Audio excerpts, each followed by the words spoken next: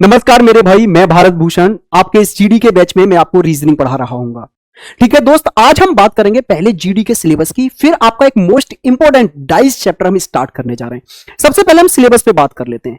देखो, जो साइड के द्वारा एसएससी की साइड जीडी का सिलेबस देती है ना, उससे काफी अलग भी हमें पढ़ना पड़ता है, क्योंकि बहुत सारे चैप्टर्स ऐसे हैं जो सिलेबस में नहीं दिखते लेकिन आपके एग्जाम्स में दिखते हैं। तो ये जो सिलेबस मैं अभी डिस्कस करने जा रहा हूं, ये प्रीवियस ईयर के 5 से 6 साल के पेपर्स को बहुत ध्यान से एनालाइज करने के बाद में बनाया गया है। तो पहले सिलेबस पे बात कर लेते हैं कि कौन सा चैप्टर कितनी वेटेज हमें यहां से देगा मेरे भाई। तो मैथमेटिकल ऑपरेशन से 2 क्वेश्चन आएंगे, नंबर सीरीज से 2 क्वेश्चन देखने को मिलेंगे, लेटर सीरीज से भी 2 क्वेश्चन आएंगे, कोडिंग डिकोडिंग से 2 क्वेश्चन आएंगे, सिटिंग अरेंजमेंट से 2 क्वेश्चन आएंगे, एनालॉजी से अगर हम बात करें, वर्ड एनालॉजी और अल्फाबेट एनालॉजी से 1-1 क्वेश्चन आता है, और डाइस से भी आपका 1 क्वेश्चन हर शिफ्ट में देखने को मिल जाता है। इसके बाद में अगर हम बात करें तो ब्लड रिलेशन से 1 क्वेश्चन आएगा, लॉजिकल सीक्वेंस से 1 क्वेश्चन आएगा, उसके बाद में स्लोगिज्म जो न्याय निगमन होता है उससे भी 1 क्वेश्चन आएगा, और सीरीज की बात करें तो नॉन वर्बल सीरीज से 2 क्वेश्चन आपको देखने को मिल रहे हैं। एम्बेडेड फिगर, छुपी हुई आकृति से आपका 1 क्वेश्चन देखने को मिलेगा। पैटर्न कंप्लीशन मतलब आकृतियों को पूर्ण करना, किसी किसी शिफ्ट में 0 मतलब कोई भी क्वेश्चन नहीं आता, किसी किसी में 1 आ जाता है। ऐसे मिरर इमेज से किसी किसी शिफ्ट में 1 क्वेश्चन है, किसी में नहीं है, और पेपर कटिंग से भी सेम कॉन्सेप्ट है। इस तरह से आपके 20 क्वेश्चन इन चैप्टरों से अभी पिछले कुछ सालों में पूछे गए हैं। इसके अलावा भी हम बहुत सारे चैप्टर्स और भी कवर करेंगे। जैसे अगर मैं बात करूं तो क्लॉक एंड कैलेंडर से बहुत ज्यादा क्वेश्चन नहीं पूछे गए, किसी किसी शिफ्ट में क्वेश्चन पूछ लिया गया है तो वो भी कवर करेंगे। उसके अलावा भी बहुत सारे चैप्टर जैसे डायरेक्शन हो गया, वो यहां नहीं दिखाया गया है क्योंकि प्रीवियस ईयर में पूछा नहीं गया है, लेकिन हम कवर करेंगे। ऐसे ही बहुत सारे चैप्टर्स हैं जो प्रीवियस ईयर में भी नहीं पूछे गए लेकिन हम क्लास में कवर कर रहे होंगे। क्यों? क्योंकि आगे पूछे जा सकते हैं, उसकी संभावना है, तो टेंशन ना लें। इसके अलावा भी बहुत सारे चैप्टर्स आपको क्लास में कवर कराए जाएंगे। अब स्टार्ट करते हैं अपना चैप्टर डाइस मेरे भाई। अब आज हम स्टार्ट करने जा रहे हैं डाइस को। तो सबसे पहले बेसिक बातें करेंगे, बिल्कुल शून्य से आप लोगों को एकदम शिखर तक लेकर जाएंगे, बिल्कुल 0 से शून्य, छोटी छोटी बातें भी आपको बताई जाएंगी। पहले तो आपको पता होना चाहिए डाइस एक कैसी आकृति है। डाइस एक क्यूब या क्यूबॉइड है, घन या घनाव है। तो घन या घनाव की जो आकृति होती है उसकी बेसिक बातें हमें पता होनी चाहिए। पहली बात तो यह कि एक घन या घनाव में कितनी सतह होती हैं, कितने उसमें कोने होते हैं और कितने उसमें किनारे होते हैं, इन सब चीजों को समझ लेते हैं जरा। मैं 3D फॉर्म में आपके पास एक घन बना रहा हूं, ये ध्यान से देखिए, ये आपका एक घन हो गया मेरे भाई। Yes sir. इसमें अगर मैं बात करूं तो टोटल कितने फेस आपको दिखाई देते हैं, तो इसके 6 फेस होते हैं, 6 सतह होती हैं।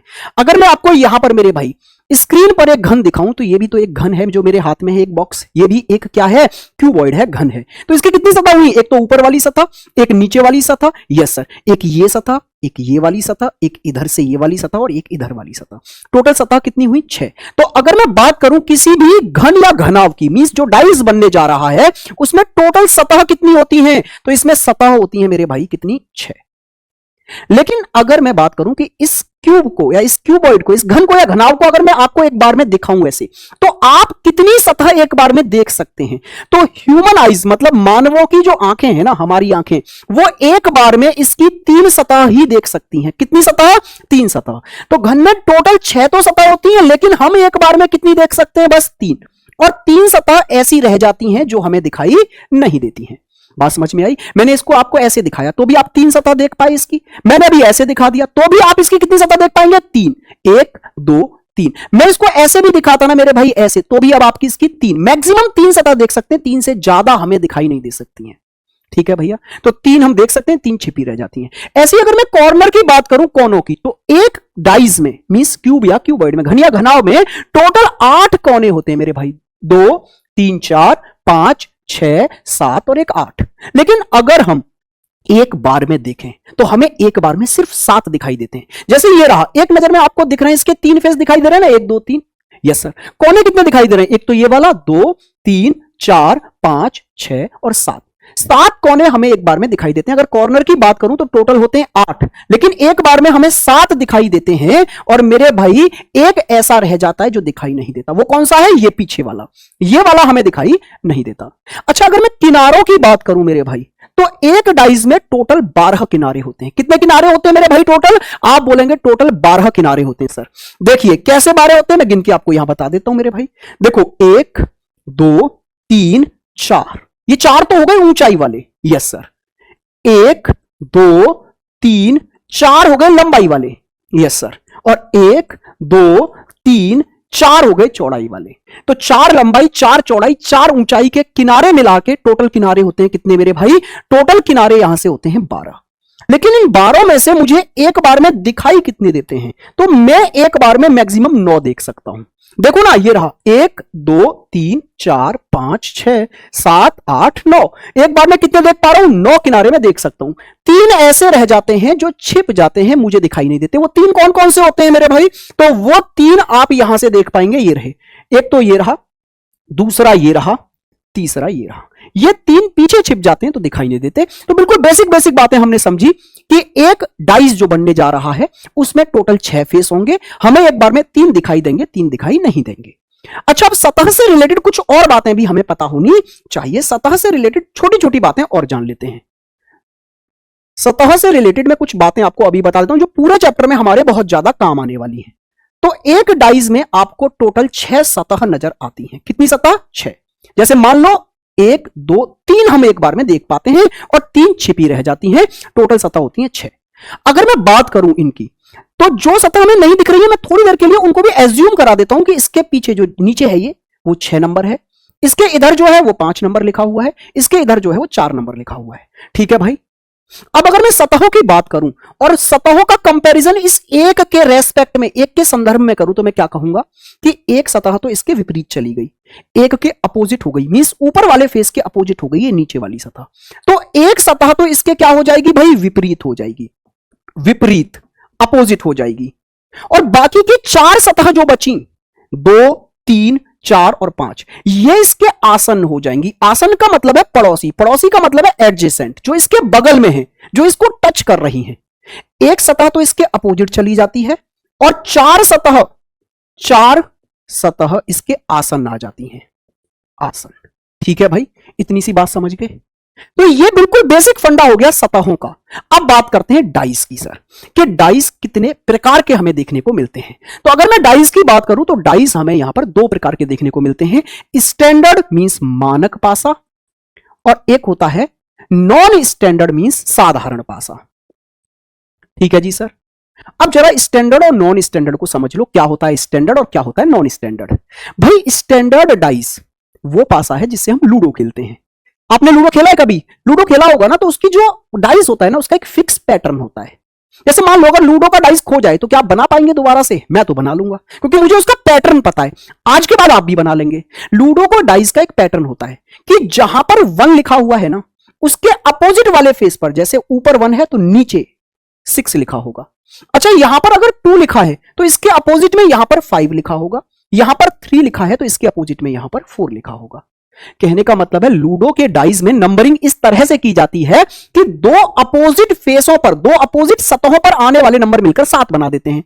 जैसे 1 और 6, 1 और 6 एक दूसरे के अपोजिट होंगे क्योंकि इन दोनों का सम 7 हो जाएगा।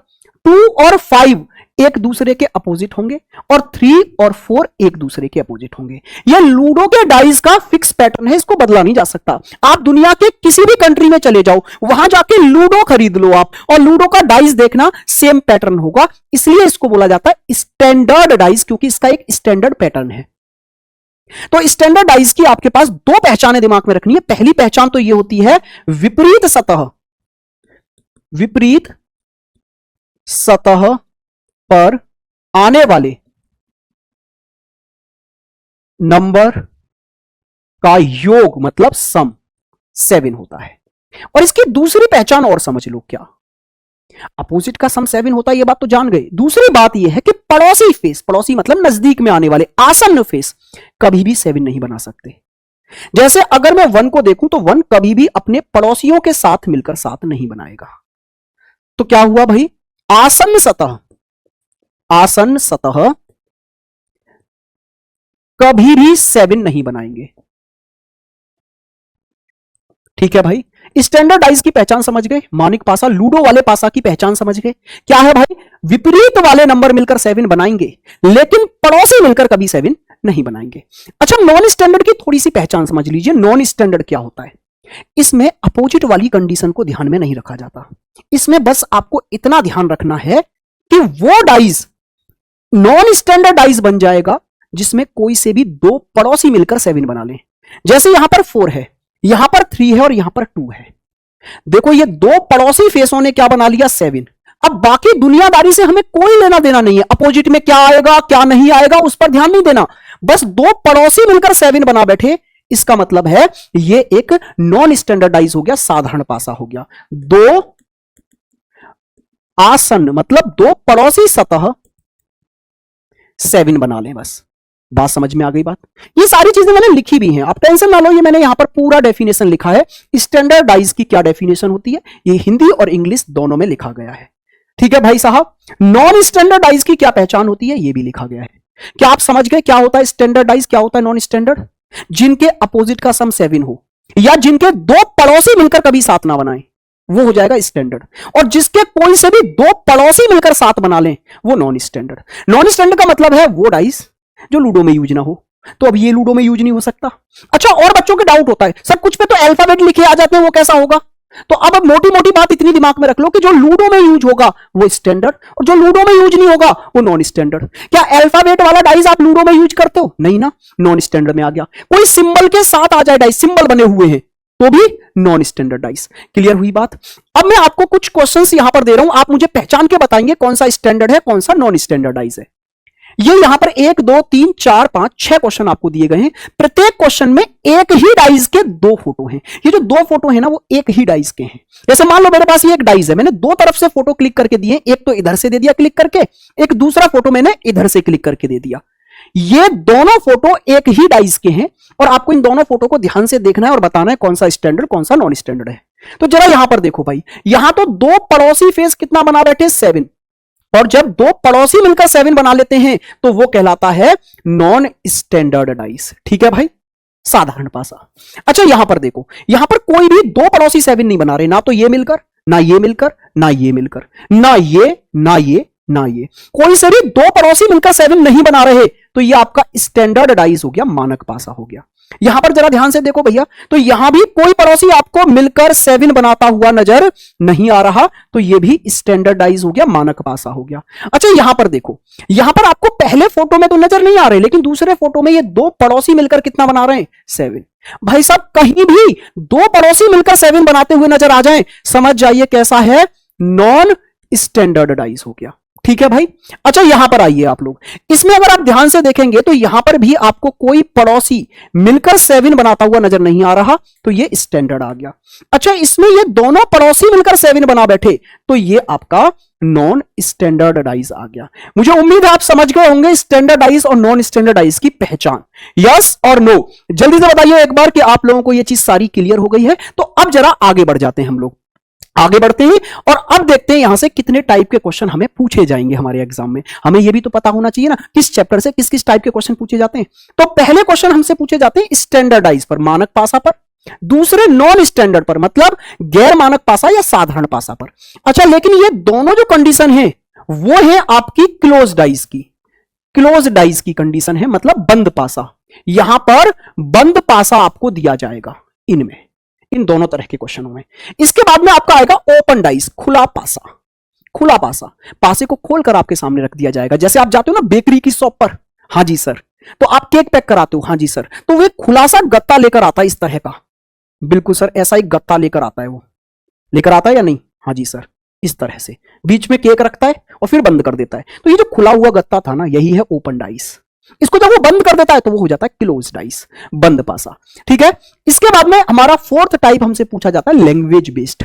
उसमें कोई फोटो नहीं दिखाया जाता, बस हमको क्या किया जाता है, डिटेल दे दी जाती है, उसके अकॉर्डिंग हमें क्वेश्चन सॉल्व करना होता है, लैंग्वेज बेस्ड। तो ये यहां से मुख्य रूप से 4 टाइप के क्वेश्चन देखने को मिलेंगे। बारी बारी से स्टार्ट करते हैं, लेकिन उससे पहले कुछ गोल्डन रूल समझ लो। डाइस चैप्टर के कुछ गोल्डन रूल समझना बेहद जरूरी है, जो पूरे चैप्टर में आपके काम आएंगे। चलिए जी स्टार्ट करते हैं, कुछ गोल्डन रूलों पे बात कर लेते हैं। जरा ध्यान से देखो आप, अगर आप एक डाइस को ध्यान से देखेंगे तो आपको एक चीज नजर आएगी कि यहां पर सर 3 अपोजिट पेयर होते हैं। 6 सतह होती है ना, 6 में 3 विपरीत पेयर होते हैं।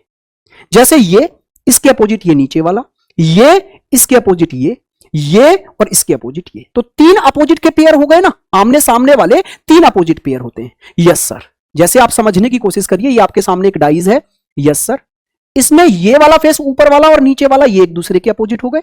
ये वाला फेस और इधर वाला फेस जो पीछे से छिपा हुआ है वो एक दूसरे के अपोजिट हो गए। ये वाला फेस और इधर से छिपा हुआ फेस एक दूसरे के अपोजिट हो गए। 3 अपोजिट के पेयर होते हैं। बहुत सही सर। लेकिन सर अगर मैं यहां पर बात करूं, ध्यान से अगर मैं यहां पर देखूं, तो जो 3 फेस मुझे नजर आ रहे हैं उनमें कोई भी अपोजिट फेस नजर नहीं आता। जैसे ये देखिए, आपको ये ऊपर से कटा हुआ पार्ट नजर आ रहा है, तो इसके अपोजिट ये वाला फेस नजर नहीं आएगा। जब तक ये नजर आता रहेगा आपको, तब तक इसका अपोजिट नजर नहीं आएगा। तो डाइस की एक क्वालिटी होती है कि 2 अपोजिट फेस हम एक बार में देख ही नहीं सकते नॉर्मली। अगर मैं बात करूं तो 2 अपोजिट फेस हम एक साथ नहीं देख सकते। देखो अभी भी ये दिख रहा है, इसका अपोजिट नहीं दिख रहा, अभी भी ये दिख रहा है, इसका अपोजिट नहीं दिख रहा। जैसे ही इसका अपोजिट दिखेगा वैसे ही ये दिखना क्या हो गया, बंद। क्लियर हुई बात। 2 अपोजिट फेस कभी भी एक साथ नजर नहीं आते। यही हमारा पहला पॉइंट है कि 2 अपोजिट फेस एक साथ हम नहीं देख सकते। अच्छा, इसी बात को मैंने 2 अलग तरीके से लिखा है। दूसरा मैंने क्या लिखा है, दूसरा मैंने ये लिखा है कि एक साथ दिखने वाले फेस कभी भी एक दूसरे के अपोजिट नहीं हो सकते। जैसे आपको 1, 2 और 3 नजर आ रहे हैं ना यहां पर, इनमें से कोई भी एक दूसरे के अपोजिट कभी नहीं हो सकता। तीसरी बात कि अगर मैं आपको 2 से ज्यादा फोटो दे दूं, 2 दे दूं, 3 दे दूं, 4 दे दूं, और उन सभी फोटो में कोई एक फेस बार बार आता रहे, तो आपको उस फेस के अपोजिट वाला फेस एक भी बार नहीं दिखेगा। जो फेस बार बार आ रहा है ना, वो अपने अपोजिट को एक भी बार नहीं आने देगा। आप ऐसे समझ के चलो कि अपोजिट फेस होते हैं एक दूसरे के दुश्मन। एक आ गया तो अब इसका दुश्मन साथ में नहीं आएगा। जैसे मैंने अभी इधर से फोटो दिखाया, ये दिख रहा है, इसका अपोजिट नहीं दिख रहा। अब मैंने इधर से फोटो दिखाया तो भी ये दिख रहा है, अपने अपोजिट को नहीं दिखने दे रहा। अब मैंने इधर से दिखाया तो भी ये दिख रहा है, अपने अपोजिट को नहीं दिखने दे रहा। जैसे ही इसका अपोजिट दिखा तो ये दिखना बंद हुआ। कहने का मतलब है अगर बार बार ये हर फोटो में दिखेगा तो आपको इसका अपोजिट किसी भी फोटो में नहीं दिखाई देगा। कहने का मतलब इन तीनों पॉइंटों की कहानी एक ही है कि 2 अपोजिट फेस ना तो साथ में दिख सकते, ना साथ में छिप सकते। बात क्लियर हुई है। मैंने अलग अलग लैंग्वेज में इसलिए लिखा है कि क्वेश्चन के अकॉर्डिंग मैं बोलूंगा इन तीनों लैंग्वेजों को। चलिए जी, 2 पॉइंट और समझ के चलो। 2 पॉइंट क्या है? अगला पॉइंट यह है कि 2 विपरीत सतह एक दूसरे को कभी भी टच नहीं कर सकते। भाई अपोजिट मतलब दुश्मन, और दुश्मन एक दूसरे को टच नहीं करेंगे। देखो ना, ये और इसका अपोजिट ये है, क्या ये एक दूसरे को टच कर रहे हैं कहीं से भी? नहीं सर। और अगर हम अपोजिट को छोड़ दें, अपोजिट को छोड़ो भाई, इसका अपोजिट ये है नीचे वाला, इसको छोड़ दो, बाकी के 4 फेस देखो, ये वाला, ये वाला, ये वाला और ये वाला। अपोजिट को छोड़कर बाकी के जितने भी फेस रहे वो सब इसको टच करेंगे और वो सब इसके आसन पड़ोसी कहलाएंगे। तो एक फेस के 4 पड़ोसी होते हैं, एक फेस का एक अपोजिट होता है। अपोजिट कभी भी टच नहीं करता क्योंकि दुश्मन है, और पड़ोसी दोस्त हैं, तो ये चारों के चारों पड़ोसी इसको टच करते हैं। बात क्लियर हुई है।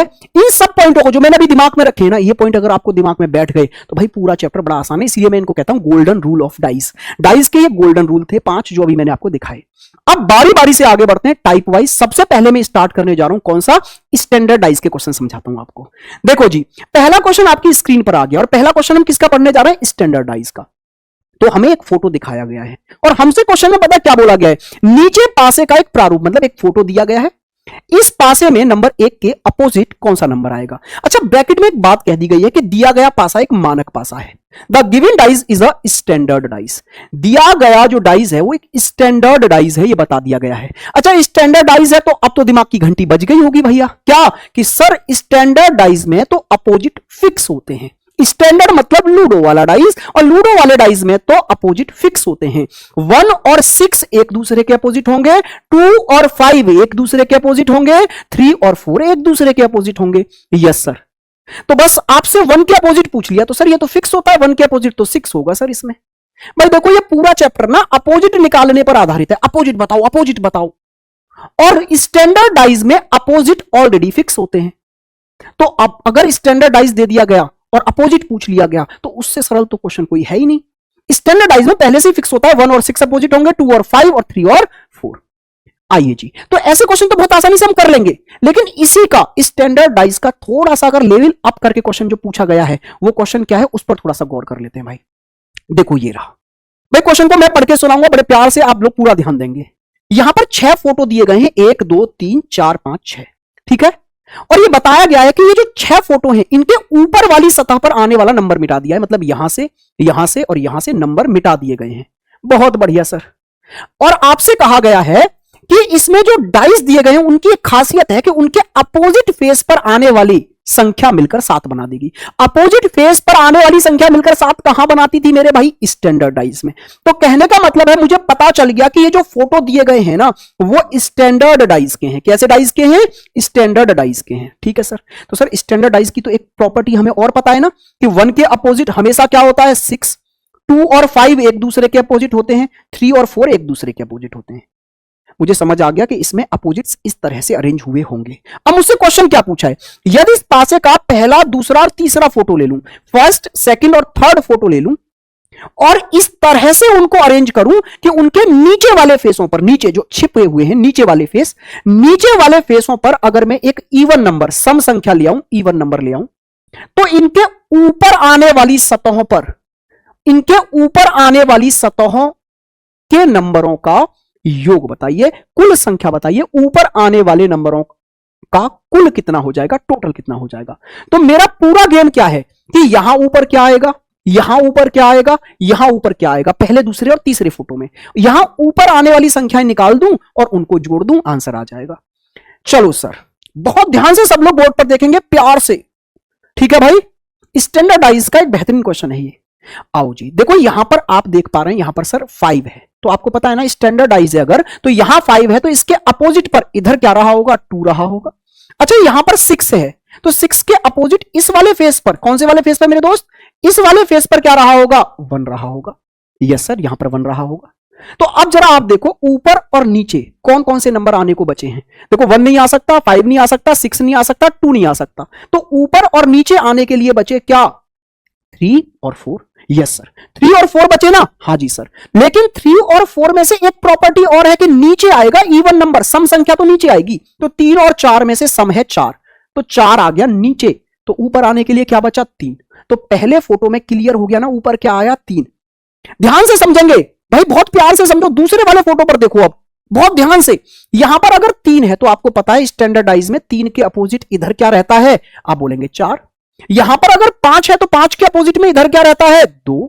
तो बचा क्या? 6 और 1, और 6 और 1 में से इवन है 6, तो नीचे आ गया 6। तो फिर सर ऊपर आने के लिए बस 1 ही तो बचा। एक और बार ध्यान से समझना, मैं ऐसे यहां पर निकालूंगा, सब कुछ क्लियर हो जाएगा, कोई दिक्कत नहीं आएगी। स्टैंडर्डाइज की एक प्रॉपर्टी होती है कि जो यहां आ गया उसके अपोजिट में ऐसा नंबर आएगा कि ये दोनों मिलकर 7 बन जाए। तो यहां 2 आ रहा है तो इधर आएगा जी 5, यहां 6 आ रहा है तो इधर आएगा 1। अब ऊपर और नीचे क्या आएंगे?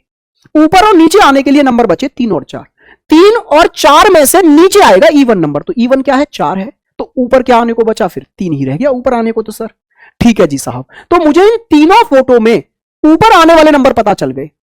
इसमें 3 आया, इसमें 1, इसमें 3, तो इनका कुल योग कितना आ गया? 3 और 1 4 और 3 7। कहने का मतलब है पहले, दूसरे, तीसरे फोटो के ऊपर आने वाले नंबर जोड़कर अगर मैं बताऊं तो वो 7 हो चुका है। आंसर है ऑप्शन नंबर ए। ठीक है भाई, सेम ऐसा ही क्वेश्चन एक और है दोस्त, डरना नहीं है, एक और क्वेश्चन सेम ऐसा ही है, वही है पीछे वाला कि 6 फोटो हैं, 6 फोटो ऐसे ही हैं स्टैंडर्डाइज वाले, जिनके अपोजिट मिलकर कितना बना रहे हैं? सेम वही क्वेश्चन है, बस उसमें थोड़ा सा डेटा और पूछ लिया आगे का। स्टैंडर्डाइज ही है ये भी, स्टैंडर्डाइज है। स्टैंडर्डाइज का मतलब क्या होता है? 1 और 6 अपोजिट रहेंगे, 2 और 5 अपोजिट रहेंगे, 3 और 4 अपोजिट रहेंगे।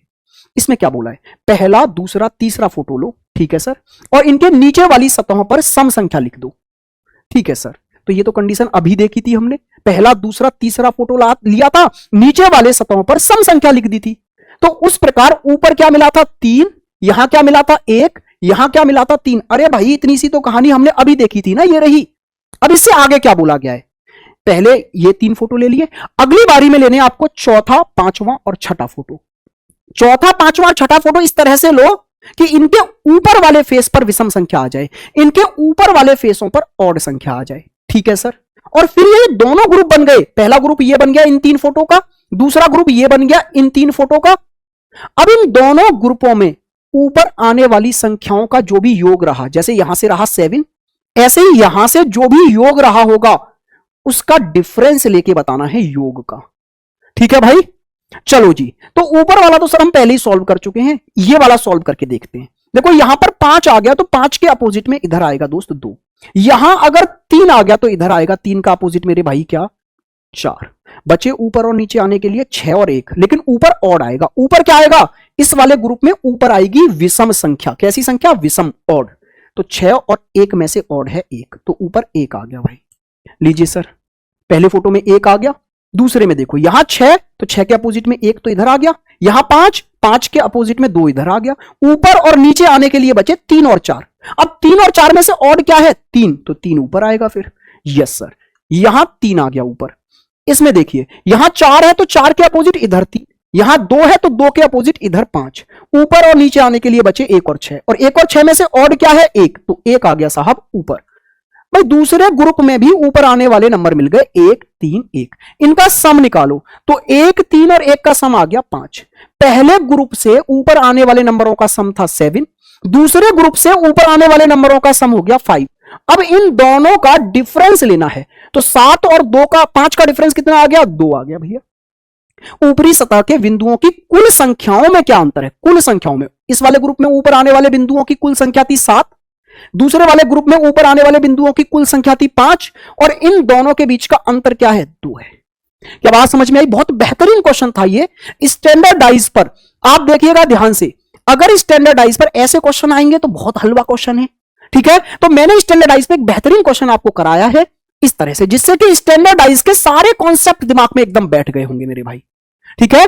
अच्छा, स्टैंडर्डाइज पर एग्जाम में क्वेश्चन नहीं पूछे जाते, उसका रीजन यही है कि ये बहुत सरल होता है, पहले से ही फिक्स होता है। लेकिन मैंने क्या बोला था? शून्य से शिखर तक चलेंगे, हम कोई चीज स्केप नहीं करेंगे, बहुत प्यार से हर एक चीज कवर करेंगे। तो मैंने स्टैंडर्डाइज के भी बहुत प्यार से क्वेश्चन कराए, स्टैंडर्डाइज का पूरा कॉन्सेप्ट हमारे दिमाग में बैठ गया होगा, कोई डाउट नहीं रहा होगा। अब आगे बढ़ते हैं। अब सारे क्वेश्चन हम कैसे करने जा रहे हैं? आपके नॉन स्टैंडर्डाइज के। ये स्टैंडर्डाइज यहां पर खत्म हो जाता है, अब करने जा रहे हैं हम नॉन स्टैंडर्डाइज के क्वेश्चंस, ठीक है भाई। अब नॉन स्टैंडर्ड में बहुत सारे टाइप हैं, टाइप वाइज टाइप में बहुत क्लियर होकर पढ़ाऊंगा, आप बहुत क्लियर होकर समझना। सबसे पहले हम ऐसे क्वेश्चंस करने जा रहे हैं स्टैंडर्डाइज में। स्टैंडर्डाइज का टाइप 1, जिसमें सिर्फ हमें एक फोटो दिया जाएगा, एक फोटो पर आधारित प्रश्न, ठीक है भाई। यहां से गेम होता है स्टार्ट। कैसे सर? क्योंकि अब तक तो था स्टैंडर्डाइज, वहां तो अपोजिट फिक्स थे, अब है नॉन स्टैंडर्डाइज, इसमें अपोजिट फिक्स नहीं होते। अपोजिट फिक्स नहीं होते, किसके अपोजिट क्या आएगा हम नहीं बता सकते नॉर्मली, तो फोटो को देखेंगे और वहीं से अपोजिट निकालेंगे। तो अभी हम पढ़ने जा रहे हैं एक पहला टाइप, एक फोटो पर आधारित प्रश्न। देखिए जी, प्रश्न आपके सामने आ गया। अच्छा, देखते ही आपने पहचान लिया ना इस फोटो से कि ये एक नॉन स्टैंडर्डाइज है, क्योंकि 6 और 1 मिलकर 7 बन गया, तो नॉन स्टैंडर्डाइज है, पहचान लिया। Yes sir. अब आपसे पूछा है कि इस फोटो को ध्यान से देखो और 2 के अपोजिट बताओ, 2 के अपोजिट क्या होगा। भाई अगर स्टैंडर्ड होता तो 2 के अपोजिट 5 बोलकर आगे बढ़ जाता, लेकिन यहां अपोजिट फिक्स नहीं होते, तो फिर क्या करें। अब जो मैंने गोल्डन रूल बताए थे उनको ध्यान में लाओ। मैंने पहला रूल क्या बताया था कि 2 अपोजिट फेस एक साथ नहीं दिखते, 2 अपोजिट फेस साथ में नहीं दिखते। इसका मतलब है अगर आप 2 का अपोजिट निकालना चाह रहे हो तो 2 तो यहां दिख रहा है आपको, यस सर, तो 2 का अपोजिट आपको दिखाई नहीं देगा, 2 का अपोजिट दिखाई नहीं देगा भाई। तो जरा देखना कौन कौन से नंबर हैं जो आपको दिखाई नहीं दे रहे इस डाइज में। भाई 1 से 6 तक नंबरिंग होगी तो हमें ना तो दिख रहा 3, ना दिख रहा 4 और ना दिख रहा 5। यस सर, तो इसका मतलब है 3 4 5 मुझे दिखाई नहीं दे रहे, इनमें से ही कोई 2 के अपोजिट रहा होगा। लेकिन अगर मुझसे आप कहेंगे ना कि सर एग्जैक्ट कोई एक नंबर बताओ 2 के अपोजिट, तो मैं कहूंगा सर मैं अंतर्यामी नहीं हूं, मुझे नहीं पता पीछे क्या है, वो दिखाई नहीं दे रहा है ना पीछे क्या है। तो मैं बस इतना बोल सकता हूं कि 2 के अपोजिट 1 नहीं होगा क्योंकि साथ में दिख रहा है, और साथ में दिखने वाले दुश्मन मतलब अपोजिट नहीं हुआ करते, और 2 के अपोजिट 6 नहीं होगा। 2 के अपोजिट वो होंगे जो दिखाई नहीं दे रहे, तो वो 3 4 या 5 में से कोई एक रहा होगा। तो आंसर आ गया 3 4 या 5। अच्छा सर, यही क्वेश्चन अगर इस तरह से आ जाए, आपको एक फोटो दिया है और फोटो देखते ही आपने इतना तो पहचान लिया कि 2 पड़ोसी मिलकर 7 बना रहे हैं, मतलब नॉन स्टैंडर्डाइज है। Yes sir. अब आपसे पूछा 1 के अपोजिट क्या है, मुझे ये बताओ। तो सर 1 तो आपको यहां दिखाई दे रहा है ना। यस सर, 1 के अपोजिट वो होगा जो आपको इस फोटो में दिखाई नहीं दे रहा होगा, क्योंकि आपका गोल्डन रूल नंबर 1 क्या कहता है, 2 अपोजिट फेस साथ में दिखाई नहीं देते। तो अगर 1 यहां दिखाई दे रहा है तो 1 का अपोजिट आपको दिखाई नहीं देगा। और ना दिखने वाले कौन कौन से नंबर हैं? आप बोलेंगे सर 3 भी नहीं दिख रहा, 4 भी नहीं दिख रहा, 6 भी नहीं दिख रहा। तो 1 के अपोजिट 3 4 या 6 में से ही तो कोई रहा होगा। आप बोलेंगे हां जी सर, लेकिन सर 3 4 6 वाला तो ऑप्शन ही नहीं है। तो फिर एक आंसर है डेटा नॉट सफिशिएंट, आंकड़े पर्याप्त नहीं है इस क्वेश्चन में, क्योंकि जो ये जानना चाह रहा है वहां तक हम नहीं पहुंच सकते। अच्छा, इस क्वेश्चन में एक ऑप्शन यहां पर होता 4 और ये भी ऑप्शन होता तो मैं इस पर टिक करता, क्योंकि 3, 4 या 6 तक पहुंचने का डेटा तो है ना। मैं ये बता पा रहा हूं कि 1 के अपोजिट 3, 4 या 6 में से कोई एक होगा। अगर ये ऑप्शन होता तो इस पर टिक करता, लेकिन ये ऑप्शन नहीं है तो 4 क्यों नहीं है वो बताने का डेटा नहीं है मेरे पास, इसलिए आंसर आएगा डेटा नॉट सफिशिएंट। क्लियर हुई है बात? आइए जी इस वाले क्वेश्चन को देखिए जरा, बड़े प्यार से समझेंगे। देखो एक फोटो दिया गया है, हाँ जी सर। अब इस फोटो से रिलेटेड कुछ प्रॉपर्टीज यहां लिखी गई है। अब आपको एक चीज समझनी होगी, क्लॉकवाइज और एंटी क्लॉकवाइज क्या होता है। इस क्वेश्चन को करने के लिए आप क्लॉकवाइज और एंटी क्लॉकवाइज को थोड़ा प्यार से समझ लीजिए।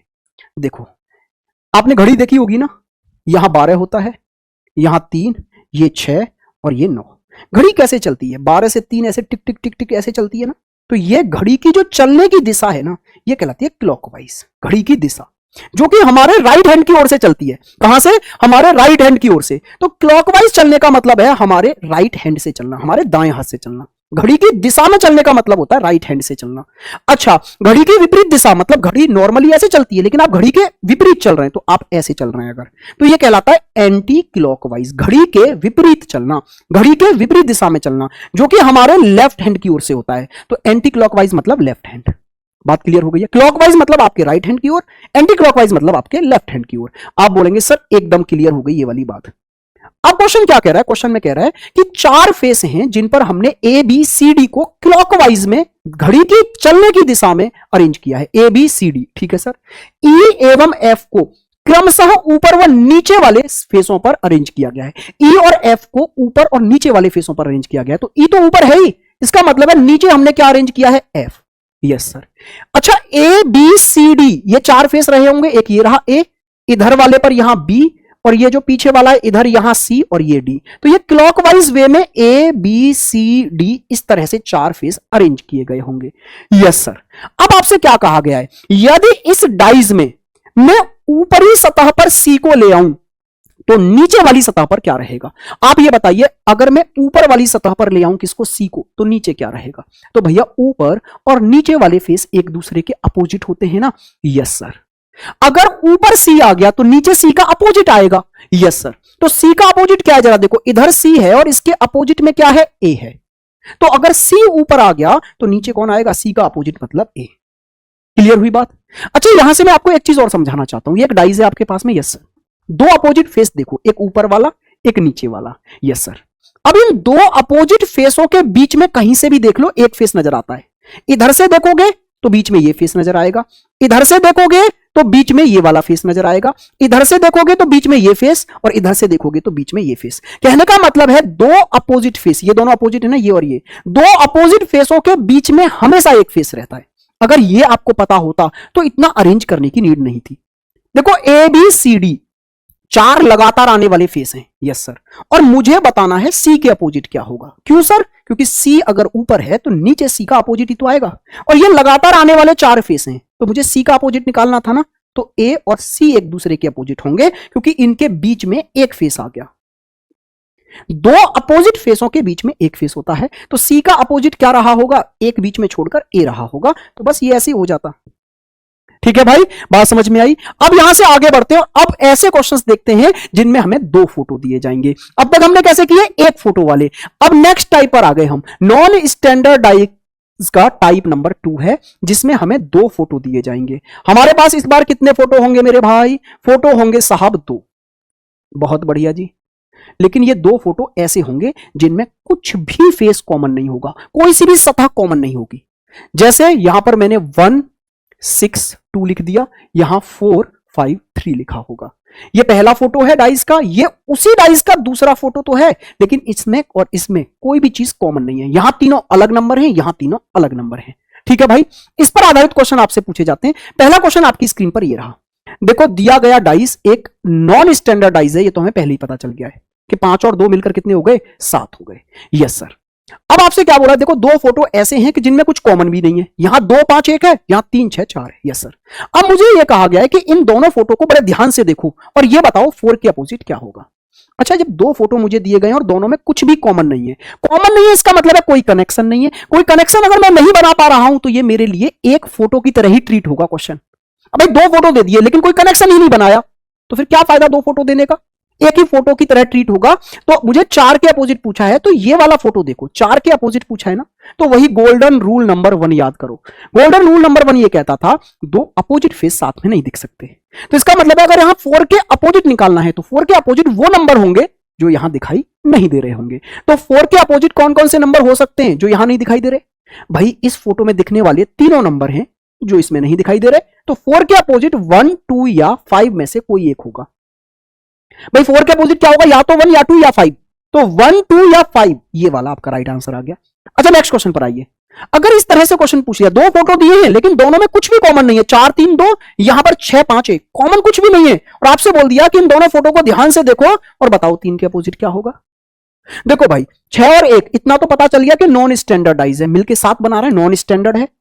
सर स्टैंडर्ड होता तो सोचने की जरूरत नहीं थी, स्टैंडर्ड होता तो 3 के अपोजिट हम 4 बोल देते, लेकिन ये तो नॉन स्टैंडर्ड है। नॉन स्टैंडर्ड है तो फिक्स क्या होगा 3 के अपोजिट नहीं बता सकते, वो फिर हमको गोल्डन रूल वगैरह लगाकर देखना पड़ेगा। तो जरा देखो भाई, दो फोटो हैं लेकिन दोनों में कोई कनेक्शन नहीं है, कोई कनेक्शन नहीं है तो फिर दो फोटो होने का फायदा भी क्या हुआ? ये तो एक फोटो की तरह ही ट्रीट होगा। मुझे चाहिए 3 का अपोजिट, तो 3 इस फोटो में दिखाई दे रहा है, तो 3 के अपोजिट वो होगा जो इस वाले फोटो में दिखाई नहीं देगा, तो वो है 1, 5 या 6। 1, 5, 6 में से कोई भी 3 के अपोजिट हो सकता है, लेकिन सर ऐसा तो ऑप्शन ही नहीं दिया। तो एक ऑप्शन है ना, कैन नॉट बी डिटरमाइंड, ज्ञात नहीं कर सकते, ज्ञात नहीं कर सकते, इस पर टिक करके आगे बढ़ जाओ फिर। अच्छा अगर सर ये ऑप्शन में होता तो 1, 5, 6 तो इस पर टिक करते, ये ऑप्शन में नहीं है तो कैन नॉट बी डिटरमाइंड पर, ज्ञात नहीं कर सकते, इस पर टिक करोगे। लेकिन मेरे दोस्त अगर आप ऐसे फंस गए तो इसमें दो फोटो हैं लेकिन दोनों में कुछ कॉमन नहीं है, और आपसे पूछा है 6 के अपोजिट क्या होगा, 6 के विपरीत क्या होगा। और देखो ना तो बच के भागने का कोई ऑप्शन दिया, जैसे हमको पता है 6 के अपोजिट वो होगा जो इस फोटो में नहीं दिख रहा, कहने का मतलब है या तो होगा 2 या होगा 3 या होगा 5, लेकिन ऐसा तो सर ऑप्शन ही नहीं है। तो फिर एक होता था ज्ञात नहीं कर सकते, वो भी ऑप्शन नहीं है, मतलब हमें फंसा दिया गया कि हमें 6 के अपोजिट पर्टिकुलर कोई एक नंबर ही बताना पड़ेगा, कोई एक नंबर। 6 के अपोजिट क्या नंबर होगा वो एक नंबर ही बताओ। जब आप ऐसे फंस जाए ना मेरे भाई, तो अब क्या करें? अब यहां पर आप फंस चुके हो, तो अब मैं आपको एक ट्रिक बता रहा हूं। ये ट्रिक तभी लगानी है जब आप फंस जाएं, बचकर भागने का ऑप्शन ना बचे। तो फिर क्या करें? देखो ध्यान से, ये टॉप वाला फेस होता है, ये राइट हैंड पर आ रहा है तो इस फेस को मैं कहूंगा राइट वाला फेस, ये लेफ्ट हैंड पर आ रहा है तो इसको बोलूंगा मैं लेफ्ट हैंड वाला फेस। ऐसे ही इसमें ये टॉप ऊपर वाला, ये राइट में आने वाला, ये लेफ्ट में आने वाला। जब आप फंस जाएं तब इस ट्रिक को लगाएं। क्या सर? कि यहां पर टॉप और टॉप एक दूसरे के अपोजिट होते हैं, ऊपर ऊपर वाले एक दूसरे के अपोजिट, ये पास पास वाले दोनों अंदर अंदर वाले जो हैं वो एक दूसरे के अपोजिट, और ये बाहर बाहर वाले दूर दूर वाले एक दूसरे के अपोजिट, या फिर टॉप टॉप वाले एक दूसरे के अपोजिट, इसका राइट इसके लेफ्ट के अपोजिट, इसका लेफ्ट इसके राइट के अपोजिट। क्या हो गया? टॉप टॉप वाले एक दूसरे के अपोजिट, राइट का अपोजिट लेफ्ट और लेफ्ट का अपोजिट इधर राइट। आपसे पूछा था 6 के अपोजिट क्या होगा, आप फंसे हुए थे पहले से ही, तो 6 के अपोजिट ये आ जाएगा 5। बात समझ में आ गई है? क्लियर हुआ? अच्छा यहीं पर एक आंसर अगर ये होता, ज्ञात नहीं कर सकते, C and D can not be determined, अगर ये ऑप्शन होता ना तो फिर इस पर ही टिक करता मैं, या फिर एक ऑप्शन ऐसा हो जाता 2, 3, 5 तो इस पर ही टिक करता मैं। लेकिन आप फंस चुके हो, कोई एक नंबर चुनकर बताना है, तो फिर ये ट्रिक यूज कर लेनी है। बात क्लियर हुई? जैसे मान लो आपके सामने ये क्वेश्चन है और मैं आपसे पूछूं 2 के अपोजिट क्या होगा, 2 के विपरीत क्या होगा, और ऑप्शन आपके पास ये रहे, पहला ऑप्शन है मेरे भाई 4, दूसरा है 5, तीसरा है 3 और चौथा है मेरे भाई 6। तो फंस गए भाई आप, क्योंकि बच के भागने वाला ऑप्शन मैंने दिया ही नहीं आपको। तो जब आप फंस गए हैं तो 2 के अपोजिट क्या होगा, तो ट्रिक लगाओ। तो ये दूर दूर वाले एक दूसरे के अपोजिट होते हैं, तो 2 के अपोजिट इधर 5 होगा। टिक करो, आगे बढ़ो। ठीक है भाई, लेकिन ये कब लगाना है आपको? जब आप फंस जाएं। ठीक है, इस ट्रिक को तब लगाना है। आइए जी आगे बढ़ जाते हैं, अब नेक्स्ट टाइप की ओर आगे चलते हैं भाई। नेक्स्ट टाइप आपका आने वाला है टाइप नंबर 3 है ना नॉन स्टैंडर्ड का। यस सर, इसमें आपके पास फोटो तो 2 ही होंगे। फोटो कितने होंगे? आप कहेंगे सर फोटो तो 2 ही होंगे, लेकिन उन 2 फोटो में से कोई एक फेस कॉमन कर दिया जाएगा, कोई भी एक फेस कॉमन कर दिया जाएगा। जैसे यहां पर 2, 5, 3 और यहां पर आपका 2, 6, 4। देखो दोनों फोटो में एक फेस कॉमन कर दिया गया है। कौन सा फेस कॉमन कर दिया गया है आप ध्यान से देखिए, तो आप पाएंगे यहां भी 2 है सर और यहां भी 2 है। एक फेस कॉमन है। अच्छा, एक फेस कॉमन होता है तो क्या किया जाता है, कैसे अपोजिट निकाले जाते हैं वो समझिए।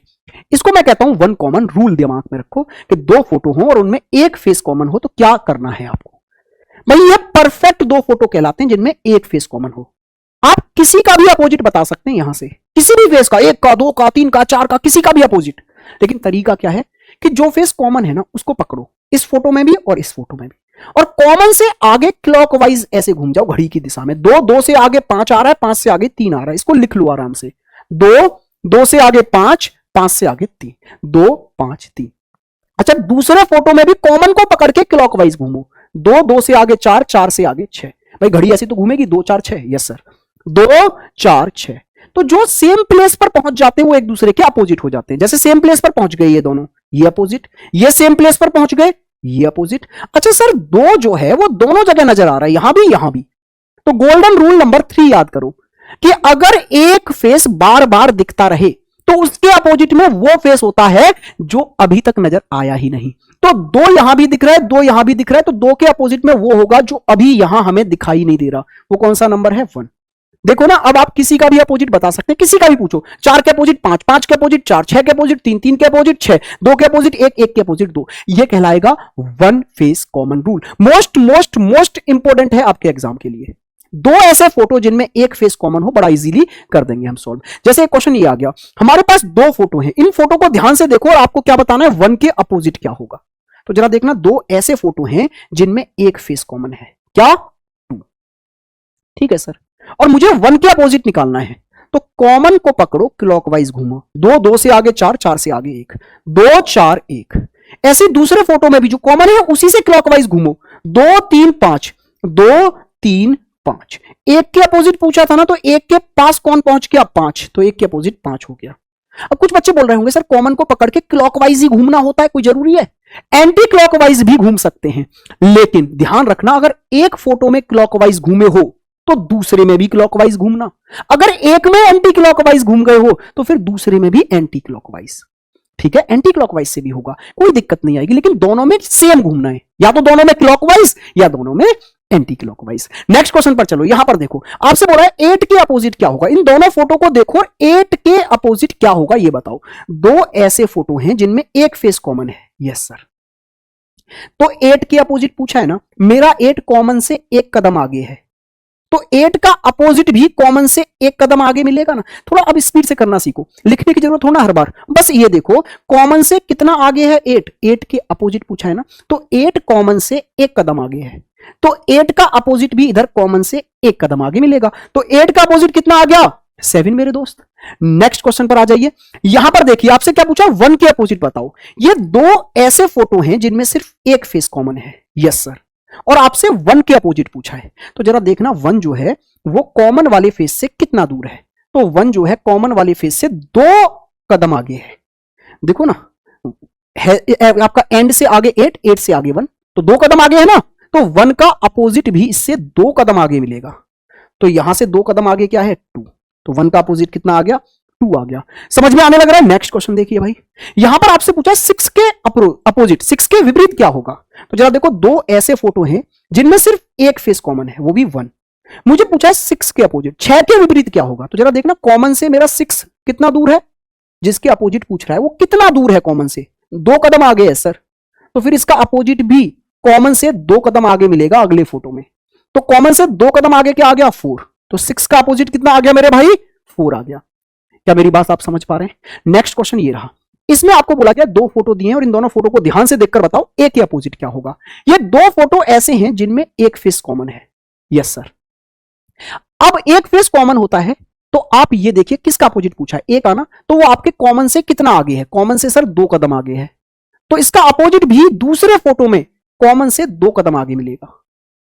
अब बच्चों की तरह आप ऐसे लिख के कर सकते हो बार बार कि कॉमन को पकड़ो, क्लॉकवाइज घूमो, ईडीए ईडीए, ऐसे इसमें घूमो, ईबीएफ ईबीएफ, जो सेम प्लेस पर पहुंच गए अपोजिट हो गए ए और एफ। लेकिन मैं बोल रहा हूं थोड़ा स्मार्ट अप्रोच भी तो अपना सकते हो ना। अब भाई देखो, कॉमन से 2 कदम आगे था, तो इसका अपोजिट भी कॉमन से 2 कदम आगे मिलेगा, एफ। मेरी बात समझ में आ गई आपको? वन फेस कॉमन रूल समझ में आ गया।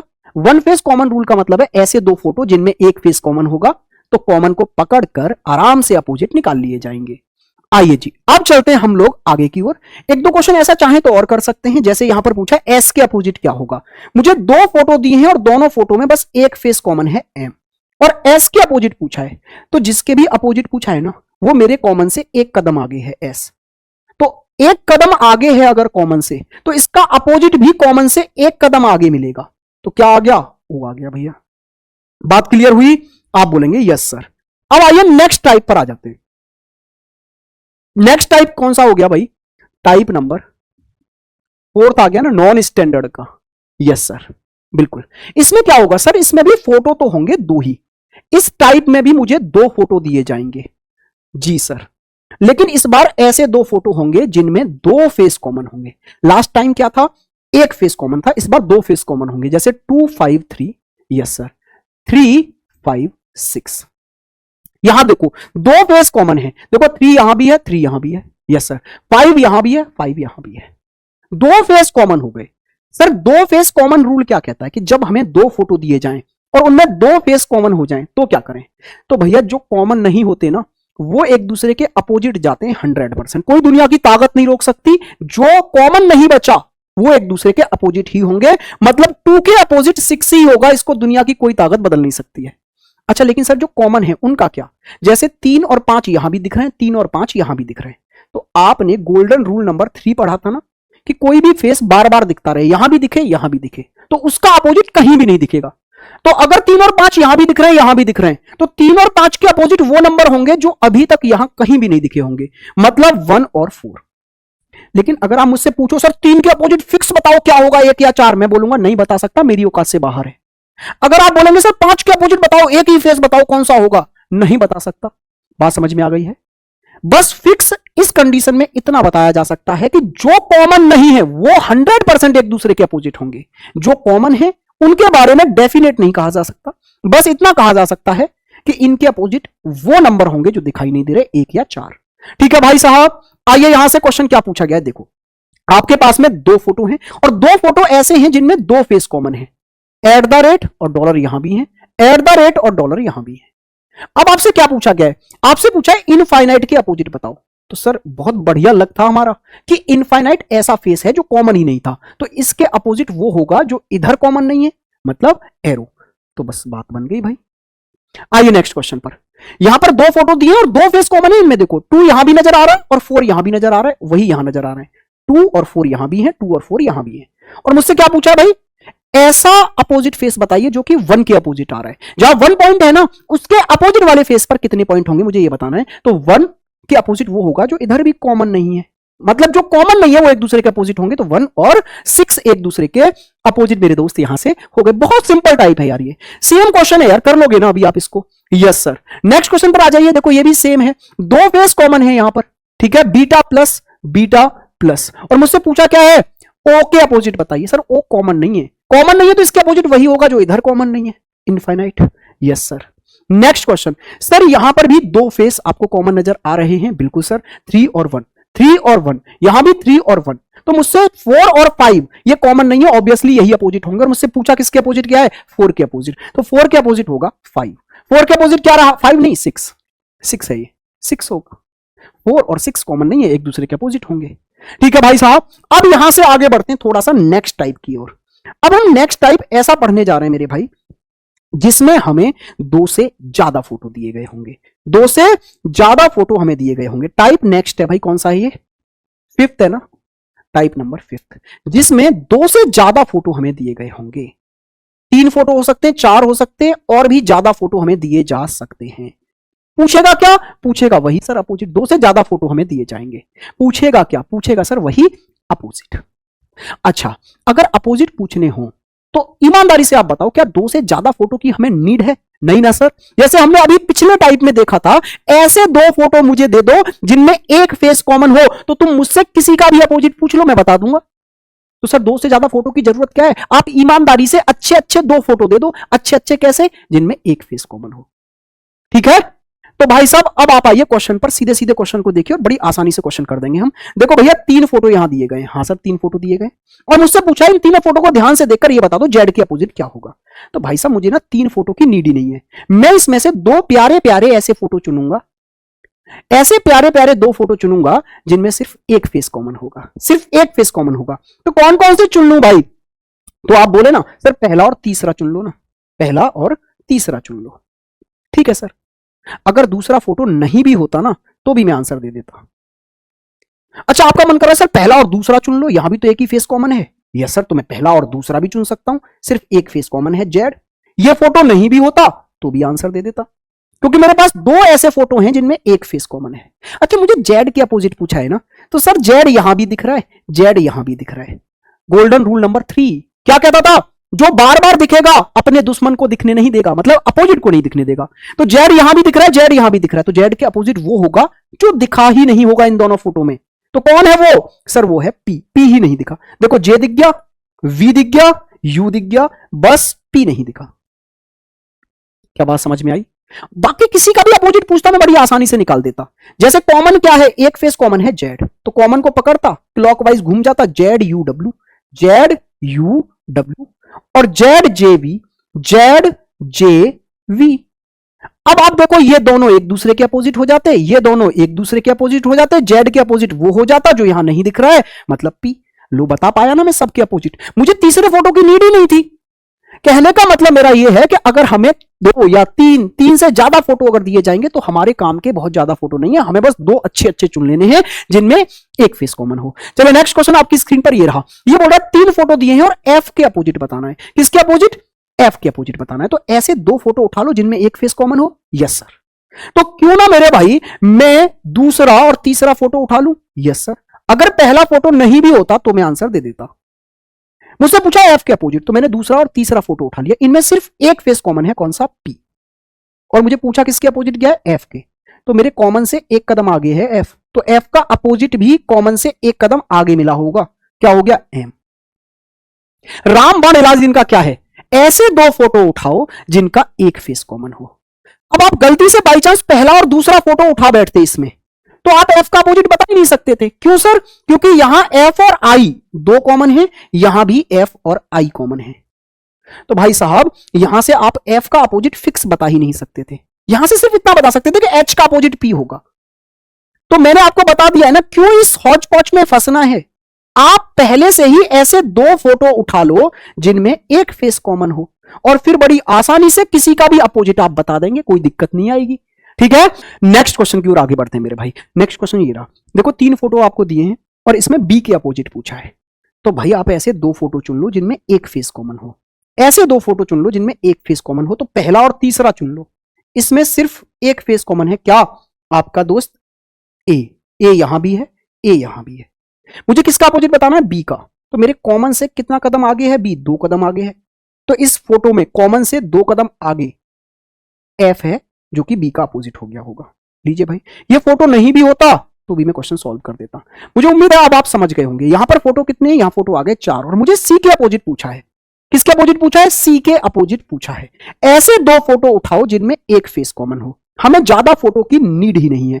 ऐसे 2 फोटो जिनमें एक फेस कॉमन हो। तो पहला और तीसरा देख लो, ये फोटो नहीं भी होते तो भी आंसर आता। पहला और तीसरे फोटो ऐसे हैं जिनमें एक फेस कॉमन है। क्या? ई। और मुझे पूछा क्या है? जी के अपोजिट। तो मेरे कॉमन फेस से कितना आगे है जी? 2 कदम। तो यहां पर कॉमन फेस से 2 कदम आगे ही जी का अपोजिट मिलेगा। तो वो कौन है? डी है भाई साहब। फोटो 4 दिए हो, 5 दिए हो, कितने भी दिए हो, मुझे ज्यादा की मतलब ही नहीं है, ज्यादा की नीड ही नहीं है। 2 ऐसे फोटो, कोई से भी 2 उठा लो ऐसे जिनमें एक फेस कॉमन हो। ठीक है भाई, नेक्स्ट क्वेश्चन पर यहां देखिए, यहां पे आपके पास में 4 फोटो हैं और पूछा क्या है? किसके अपोजिट पूछा गया है? 51 के अपोजिट पूछा है। ऐसे 2 फोटो उठाओ जिनमें एक फेस कॉमन हो। सिर्फ एक फेस कॉमन वाला फोटो उठा लो। कौन सा है जिसमें एक फेस कॉमन है मेरे भाई? जल्दी से देखिए, ऐसा फोटो जिसमें एक कॉमन, तो ये रहा ना, तीसरा और चौथा उठा लो। सिर्फ एक फेस कॉमन है। क्या? 51। हाँ जी सर। और मुझे पूछा किसके अपोजिट है? 51 के अपोजिट पूछा है। तो इसका मतलब है 51 तो सर यहां भी दिख रहा है और यहां भी दिख रहा है। तो जो दोनों जगह दिख रहा है उसका अपोजिट यहां नहीं दिखा होगा। Yes sir. तो 51 का अपोजिट वो होगा जो उन दोनों फोटो में नहीं दिख रहा। तो क्या है वो? 55 है सर, 55 है। उम्मीद है सब कुछ आपको समझ में आने लग रहा होगा। ये क्वेश्चन भी आप बड़ी आसानी से अब कर लेंगे। ठीक है, अब थोड़ा सा आगे बढ़ते हैं मेरे भाई, थोड़ा सा आगे बढ़ते हैं और ऐसे ही कुछ और क्वेश्चंस करते हैं। अब मिक्स क्वेश्चन करते हैं, कुछ थोड़ा सा बेहतरीन लेवल के क्वेश्चंस। जो अब तक हमने कॉन्सेप्ट सीखा, एक फेस कॉमन, दो फेस कॉमन और दो से ज्यादा फोटो दिए जाए, तो उस पर कुछ क्वेश्चंस और कर लेते हैं बेहतरीन वाले।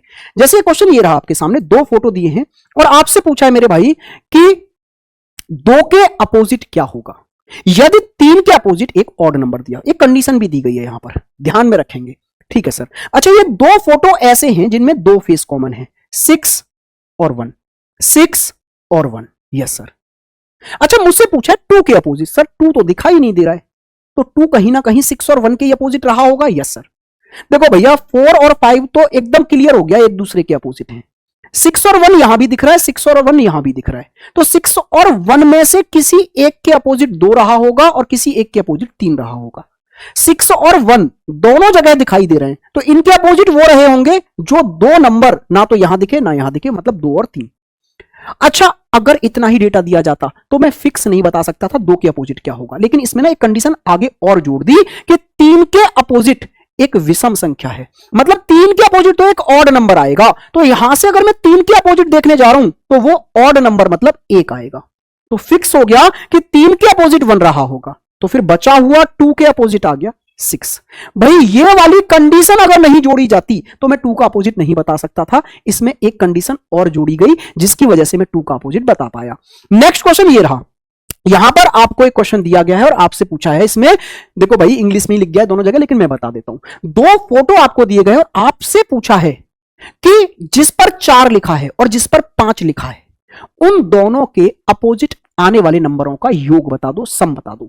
मतलब 4 और 5 के अपोजिट क्या नंबर आने वाले हैं उन्हें जोड़कर बताओ। तो देखो सर, ये ऐसे दो फोटो हैं जिनमें दो फेस कॉमन है, 4 और 5 यहां भी है और 4 और 5 यहां भी है।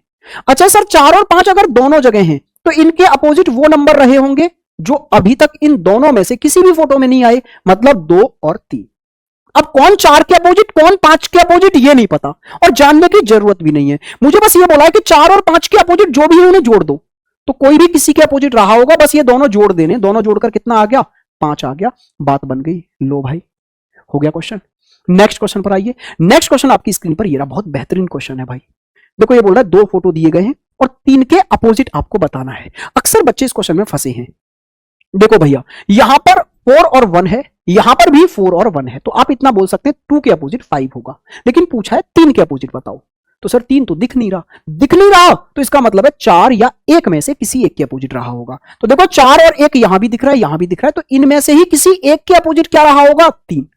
लेकिन एग्जैक्ट नहीं बता सकता मैं कि 3 के अपोजिट 4 है या 1 है, फिर मेरी नजर जाएगी ऑप्शन पे कि हो सकता है दोनों में से एक ऑप्शन में हो, दूसरा हो ही ना, तो मैं देख पा रहा हूं ऑप्शन में 1 भी है और ऑप्शन में 4 भी है। लो भैया, फंस गए ओबामा, है ना, दिक्कत बन गई। लेकिन ध्यान से, क्या कि भाई साहब अब दिमाग में घंटी बजनी चाहिए कि मैंने कोई गलती नहीं की है, मैंने तरीके से किया है, लेकिन आंसर नहीं आ पा रहा। इसका मतलब है मैं गलती कहां कर बैठा, मैं इसको नॉन स्टैंडर्ड समझ बैठा और ये एक स्टैंडर्डाइज है। मैं नॉन स्टैंडर्ड के पैटर्न से कर बैठा और नॉन स्टैंडर्ड से मैं फंस गया, 1 और 4 में से किसको चुनूं, एलिमिनेट ही नहीं कर पा रहा। तो ये एक स्टैंडर्डाइज रहा भाई, ऐसे करना ही नहीं था। देखो ना, स्टैंडर्ड है, कोई भी पड़ोसी मिलकर कहीं भी 7 बना ही नहीं रहे, तो स्टैंडर्डाइज है। और अगर स्टैंडर्डाइज है तो ऑलरेडी पता है ना, फिर तो 3 के अपोजिट 4 ही होता है सर वहां पर। तो ये तो कल क्लियर हो गया, कितना सिंपल क्वेश्चन, लेकिन फ्लो में हम ऐसे फंसते हैं। बात समझ में आई है, क्लियर हुआ है। स्टैंडर्डाइज में तो फिक्स होता है ना, 3 के अपोजिट 4 होगा। आगे बढ़ जाते हैं, नेक्स्ट क्वेश्चन देखो। अब यहां पर अपोजिट नहीं पूछ रहा है, ये CHSL में 2023 में पूछे गए क्वेश्चन है, मैं इसलिए करा रहा हूं क्योंकि SSC का ये एग्जाम है, तो आपके GD में भी ये पूछा जा सकता है। चलो भैया, तो यहां अपोजिट नहीं पूछ रहा, देखो यहां क्या पूछ रहा है, F के आसन, आसन मतलब एडजेसेंट, एडजेसेंट मतलब पड़ोसी फेस बताओ। तो मैंने आपको अभी गोल्डन रूल बताए थे ना, यस सर। गोल्डन रूल में चौथा और पांचवा रूल याद करो, मैंने क्या बताया था कि अपोजिट फेस कभी भी पड़ोसी नहीं होते। यस सर, ये अपोजिट कभी भी एक दूसरे को टच नहीं करते। हाँ जी सर, अपोजिट कभी भी पड़ोसी नहीं हो सकते, पहली बात है। दूसरी बात क्या, अपोजिट को छोड़ दो, छोड़ दिया, ये अपोजिट वाला छोड़ दिया, बाकी के जो भी फेस बचे वो इसके पड़ोसी ही होंगे। अपोजिट को छोड़कर बाकी चारों फेस इसके पड़ोसी होते हैं, आसन्न होते हैं, और अपोजिट कभी भी पड़ोसी नहीं होता। चलिए बस, तो सर यहां अगर आप पड़ोसी जानना चाहते हैं तो सबसे पहले अपोजिट ही निकाल लो। देखो डाइस के हर एक क्वेश्चन में अपोजिट तो आपको निकालना पड़ेगा, अपोजिट इसके लिए रामबाण इलाज है। क्वेश्चन कैसा भी हो, क्लोज डाइस का हो, आगे ओपन डाइस का आएगा, फिर लैंग्वेज वाले आएंगे, कुछ भी आता रहे, सबसे पहला काम हमारा होगा अपोजिट निकाल लेना। तो यहां भी आपको F के पड़ोसी पूछे हैं, लेकिन आप एफ का अपोजिट निकाल लो पहले। तो देखो जरा, दो फोटो ऐसे हैं जिनमें एक फेस कॉमन है, क्या एल, तो वन फेस कॉमन रूल लगा दो। Yes sir, one face common rule क्या कहता है कि भैया मुझे किसका अपोजिट जानना है, एफ का, और एफ मेरे कॉमन से 2 कदम आगे है, तो एफ का अपोजिट भी यहां कॉमन से 2 कदम आगे मिलेगा। तो एफ का अपोजिट क्या आ गया, आप बोलेंगे सर 9 आ गया। एफ का अपोजिट कितना आ गया, आप बोलेंगे सर 9 आ गया। तो मैंने क्या बताया था, जो अपोजिट होता है वो कभी भी पड़ोसी नहीं होता, कभी भी पड़ोसी नहीं हो सकता। तो इस ऑप्शन में पड़ोसी में 9 को क्यों रखा जा रहा है, 9 तो उसके अपोजिट है। इसमें 9 को क्यों रखा जा रहा है, इसमें 9 को क्यों रखा जा रहा है, इसका मतलब है आंसर तो यही हो गया। अब स्मार्ट बच्चे ऑप्शन से ऐसे ही खत्म कर देते हैं इस क्वेश्चन को कि सर 9 तो सब जगह आ रहा है, इसमें भी, इसमें भी, इसमें भी, इसका मतलब है ये एलिमिनेट हो ही गए, फिर यही बचा आंसर है। अपोजिट भी नहीं निकालते, वो टाइम वेस्ट नहीं करते, स्मार्ट है। उन्होंने क्या किया, बोले सर पता है हमको इस पैटर्न में क्या होता है, जो अपोजिट होता है वो एलिमिनेट करना होता है बस। तो इस ऑप्शन में भी है, इसमें भी है, इसमें भी है, लो जी तीनों खत्म, यही आंसर है। नेक्स्ट क्वेश्चन ये रहा। अब देखो इसमें भी कुछ स्मार्ट बच्चे सीधे आंसर क्या बताएंगे, ये होगा, और मैं आपको सॉल्व क्यों, क्योंकि सर 7 यहां भी है, 7 यहां भी है, 7 यहां भी है, एक नंबर ऐसा है जो तीनों जगह कॉमन आ रहा है, वही एलिमिनेट हो रहा होगा, दूसरा बचा रह जाएगा। मैं करके दिखाता हूं इसको। देखो यहां से क्या बोला है, आपसे 3 के अपोजिट पूछा है, 3 के अपोजिट नहीं, 3 के आसन, निकटवर्ती, एडजेसेंट पूछा है, तो पहले 3 का अपोजिट निकालो। तो भैया पहले और दूसरे फोटो की मदद से ही निकालो, क्योंकि एक फेस कॉमन वाले फोटो हैं ये दोनों, इसमें पहला और दूसरा फोटो यूज करो बस, क्योंकि ऐसे 2 फोटो जिनमें एक फेस कॉमन है, वहां से आप किसी का भी अपोजिट बता सकते हैं। मुझे चाहिए था 3 का अपोजिट, तो जरा देखना 3 यहां भी नहीं दिख रहा और 3 यहां भी नहीं दिख रहा। 3 क्यों नहीं दिख रहा, क्योंकि 7 दोनों जगह आ गया। अगर 7 दोनों जगह आया है तो 7 ने ही 3 को छिपा लिया होगा, 3 को नहीं आने दिया होगा, तो 7 के अपोजिट रहा होगा 3। भाई बेसिक कॉन्सेप्ट आपको क्लियर होने चाहिए जो मैंने अभी क्लास में बताए थे। क्या, अपोजिट कभी भी साथ में नहीं दिखते। तो 7 यहां भी दिख रहा है, 7 यहां भी दिख रहा है, तो 7 के अपोजिट रहा होगा 3, क्योंकि वो कहीं भी नहीं दिखा। फिर या फिर बिल्कुल बच्चों की तरह ही करना चाहते आप, ऐसे लिखते, कॉमन है 7 5 2, ठीक है, 7 4 6, 7 4 6। तो आप देखो ये तो एक दूसरे के अपोजिट, ये एक दूसरे के अपोजिट, 7 के अपोजिट वो जो अभी तक नहीं दिखा वो कौन है, 3 है। यहां भी वही करना पड़ा ना। आपको पता है आपका एग्जाम टाइम मैनेजमेंट का भी है भाई, है ना, बहुत कम समय में बहुत ज्यादा क्वेश्चन अकॉर्डिंगली करने पड़ते हैं। आपको 1 मिनट भी नहीं मिलेगा आपके एग्जाम में एक क्वेश्चन को करने के लिए, तो हमारी अप्रोच थोड़ी सी फास्ट रहे तो ज्यादा अच्छा है। ठीक है भाई, वही मैं आपको बता के चल रहा हूं, जैसे मैंने ऑप्शन एलिमिनेशन सिखाया कि आपको अपोजिट निकालने की भी जरूरत नहीं थी, 7 7 7 है, हटा देते। तो यहां से आपको क्या पता चला, 3 के अपोजिट आएगा 7, और जो अपोजिट होते हैं वो कभी भी पड़ोसी बन ही नहीं सकते। इसका मतलब है 3 का पड़ोसी कभी भी 7 नहीं बन सकता। तो 7 वाला ऑप्शन हटाते चले जाओ, ऑप्शन ए ही आपका राइट आंसर हो गया। समझे? आइए जी आगे बढ़ जाएं थोड़ा सा और आगे क्वेश्चंस देख लेते हैं कुछ। अब ये मैं टाइप बदलने जा रहा हूं और यहां से आगे हम एक टाइप देखने जा रहे हैं, वो ये रहा। इस वाले क्वेश्चन को करेंगे भैया हम। चलो, ये हमसे कह रहा है हमें एक डाइस के 3 फोटो, ये नेक्स्ट टाइप है, नेक्स्ट टाइप। हमें एक डाइस के 3 फोटो दिए हैं, 1 2 और 3। ठीक है सर? Yes sir. और मुझसे ये बोला गया है कि भैया आप ये बताओ इसका नेक्स्ट फोटो, इसका अगला फोटो क्या होगा, संभावित अगला फोटो क्या होगा, कि अगर मैं इसका चौथा फोटो क्लिक करूं तो वो क्या होगा। ये टाइप बदल गया है भाई अब। ठीक है, 3 फोटो दिए हैं और इसी डाइस का चौथा फोटो क्या होगा ये मुझसे पूछने की कोशिश की जा रही है। आइए भाई साहब, 4th फोटो निकालना है ना आपको, तो आप एक चीज जानते हो कि अगर एक डाइस को मैं कितनी भी तरफ से देख लूं, कहीं से भी देख लूं, उसके अपोजिट हमेशा सेम रहते हैं। जैसे इस वाले डाइस को मैं देखूं, इधर से देखूं तो इसके अपोजिट फिर भी ये रहेगा, इधर से देख लूं तो भी इसके अपोजिट यही रहेगा। मतलब एक डाइस को आप कितने भी फोटो से देख लो, कहीं से भी देख लो, अपोजिट हमेशा सेम रहते हैं। मैंने क्या बोला था, डाइस का कैसा भी क्वेश्चन आ जाए सबसे पहला काम है अपोजिट निकालना। अपोजिट निकालो पहले तो। सर कौन कौन से फोटो ले लें अपोजिट निकालने के लिए, तो मैं कह रहा हूं पहला और तीसरा फोटो ले लो, ए कॉमन है। यस सर, कॉमन को पकड़ो, क्लॉकवाइज घूम जाओ, ए सी बी और यहां से ए ई एफ, ए ई एफ। ए के अपोजिट वो होगा जो अब तक नहीं दिखा, तो ए के अपोजिट क्या आ गया मेरे भाई, तो आप बोलेंगे वो आ गया जी डी। अब आप समझिए, इसी फोटो का अगर आप नेक्स्ट, इसी डाइस का अगर आप नेक्स्ट फोटो चाहते हैं तो एक शर्त तो उसे पूरी करनी पड़ेगी, क्या, कि अपोजिट साथ में नहीं दिखने चाहिए। भाई जो अपोजिट हो गया डाइस का, उसको आप कहीं से भी देखो, अपोजिट साथ नहीं दिख सकते ना। तो पहली शर्त तो यह है कि मेरे ही डाइस का अगर नेक्स्ट फोटो आप देखना चाहते हैं तो ए और डी साथ में नहीं आ सकते, सी और ई साथ में नहीं आ सकते, बी और एफ साथ में नहीं आ सकते, क्योंकि ये अपोजिट है।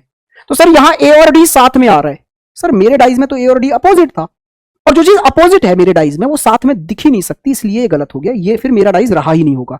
यहां पर ई और सी, देखो मेरे में ई और सी अपोजिट थे, इसमें साथ में आ गए, तो ये मेरा डाइस नहीं रहा होगा। इसको ध्यान से देखो, इसमें भी ई और सी मेरे में अपोजिट थे, इसमें साथ में आ गए, तो ये मेरा डाइस नहीं रहा होगा, ऑप्शन नंबर बी ही है फिर जो मेरा डाइस हो सकता है।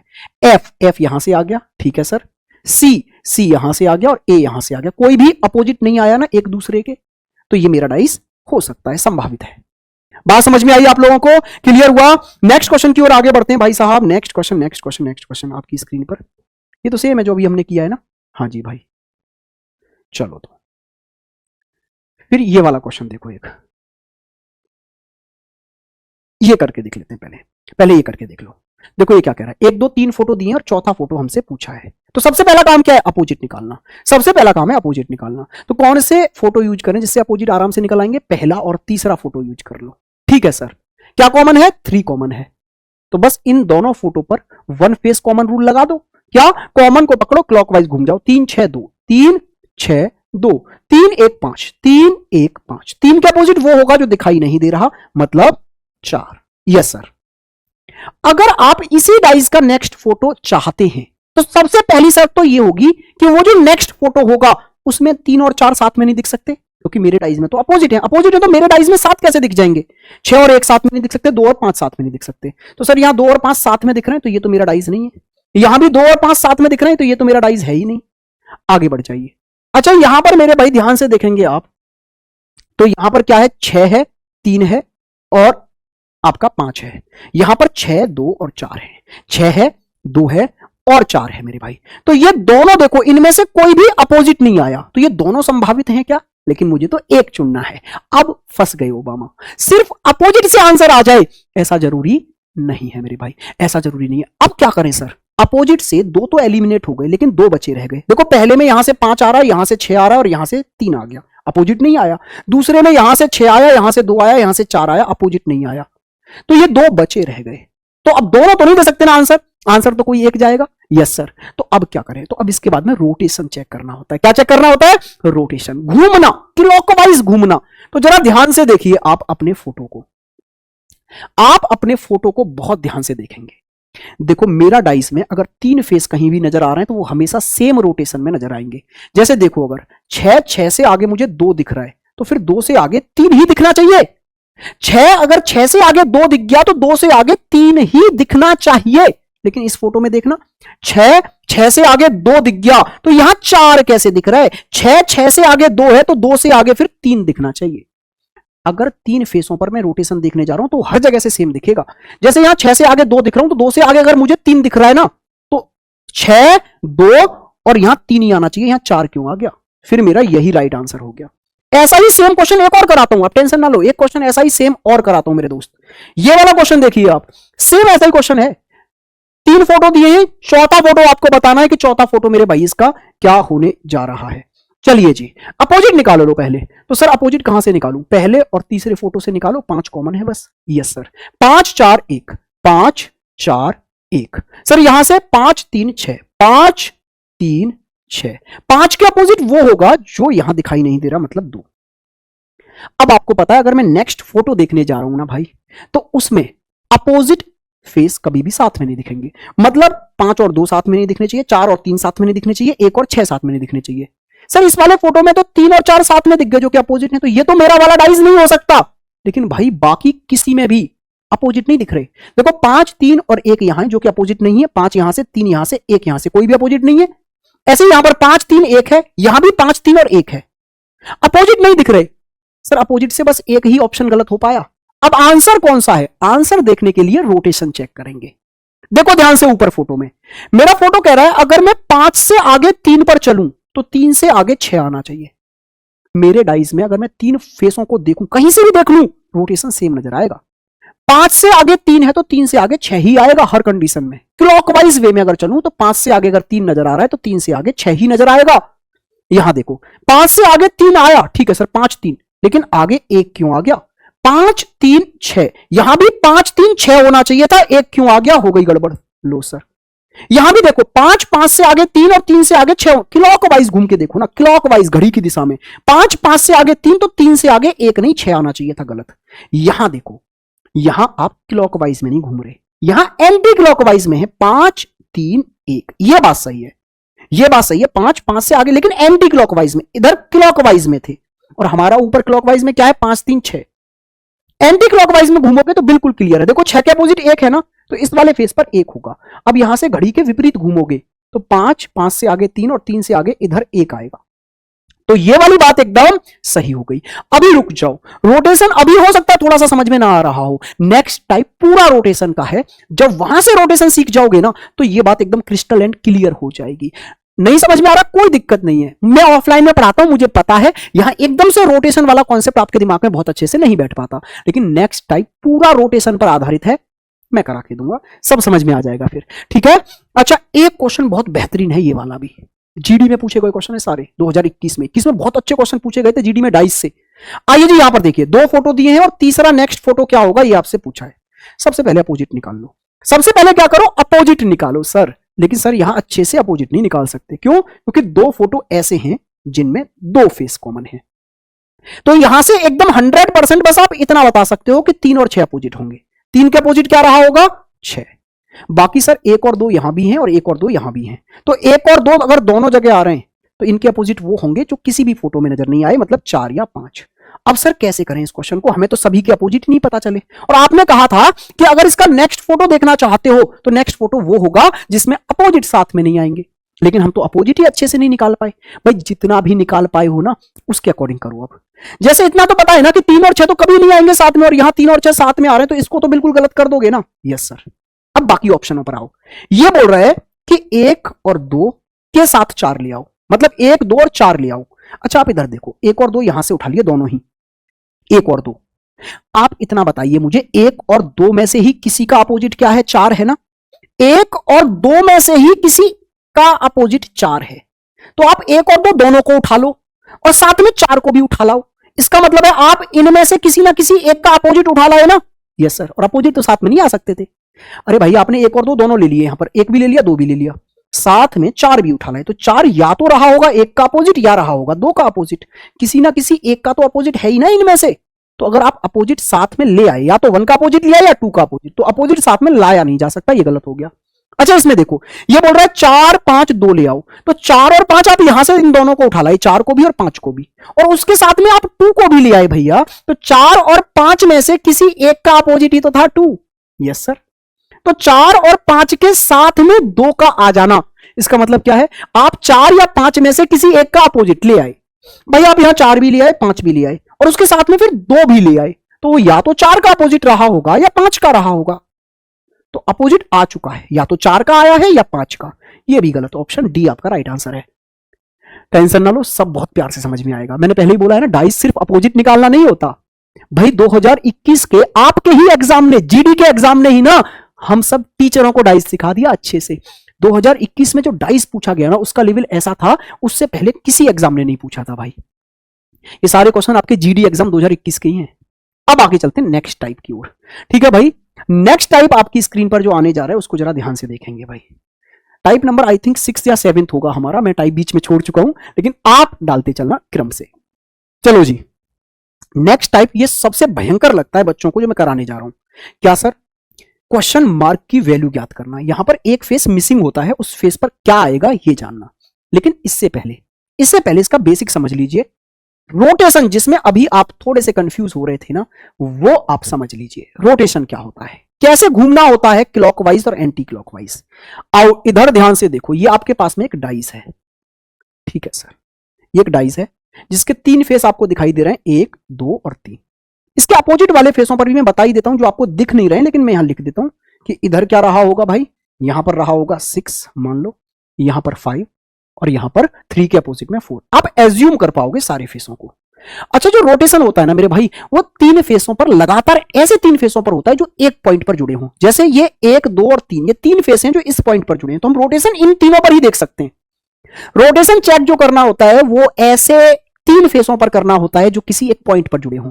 जैसे मैं बात करूं, अगर मैं इस फेस पर रोटेशन चेक करूंगा तो कौन कौन से फेस जुड़े हुए हैं? 2, नीचे से 6 और इधर से 3। अच्छा इस वाले पॉइंट पर अगर मैं रोटेशन चेक करूंगा तो ऊपर से 1, इधर से 3 और इधर से 5 जुड़ा हुआ है। अच्छा इस वाले फेस पर चेक करूंगा तो 4, 2 और 1 ये फेस जुड़े हुए हैं। अच्छा इस वाले पर रोटेशन चेक करूंगा तो 1, इधर से 5 और इधर से 4 जुड़ा हुआ है। क्लियर है? अब आपको पता है ना क्लॉकवाइज का मतलब ऐसे घूमना होता है, जैसे घड़ी घूमती है घड़ी की दिशा में, घड़ी के विपरीत दिशा में ऐसे घूमना होता है। ठीक है भाई, क्लॉकवाइज और एंटी क्लॉकवाइज समझ गए ना। अब मैं इन तीनों फेसों पर क्लॉकवाइज घूमना चाहता हूं, तो जैसे अभी घूम रहे थे इसमें तो बड़ा आसान है आपको घूमना कि एक से आगे चलोगे दो, दो से आगे चलोगे तीन, एक दो तीन, ये क्लॉकवाइज हो गया रोटेशन। अच्छा, इसी को अगर एंटी क्लॉकवाइज घूमते तो घड़ी के विपरीत में एक से आगे आता तीन और तीन से आगे क्या आता दो। ठीक है भाई। अच्छा, अगर मैं आपसे कहूं मेरे भाई कि आप यहां घूम के दिखाओ इस वाले फेस पर, इस वाले फेस पर, मतलब इस वाले पॉइंट पर जुड़े हुए तीन फेसों पर, तो अगर मैं क्लॉकवाइज घूमता तो एक से आगे इधर कौन सा फेस आता चार, और फिर चार से आगे घूम करके आता दो, तो एक चार दो रहता। अच्छा, एंटी क्लॉकवाइज घूमता तो एक से आगे दो इधर, फिर दो से आगे इधर चार होता। अच्छा, इस वाले पॉइंट पर अगर मैं घूमता, मान लो दो को बेस मानकर, दो को पकड़ के घूमता मैं, तो दो से आगे क्या आता छह, और छह से आगे क्या आता तीन, दो छह तीन। अच्छा, एंटी क्लॉकवाइज घूमता तो तीन, तीन से नीचे छह, छह से आगे दो।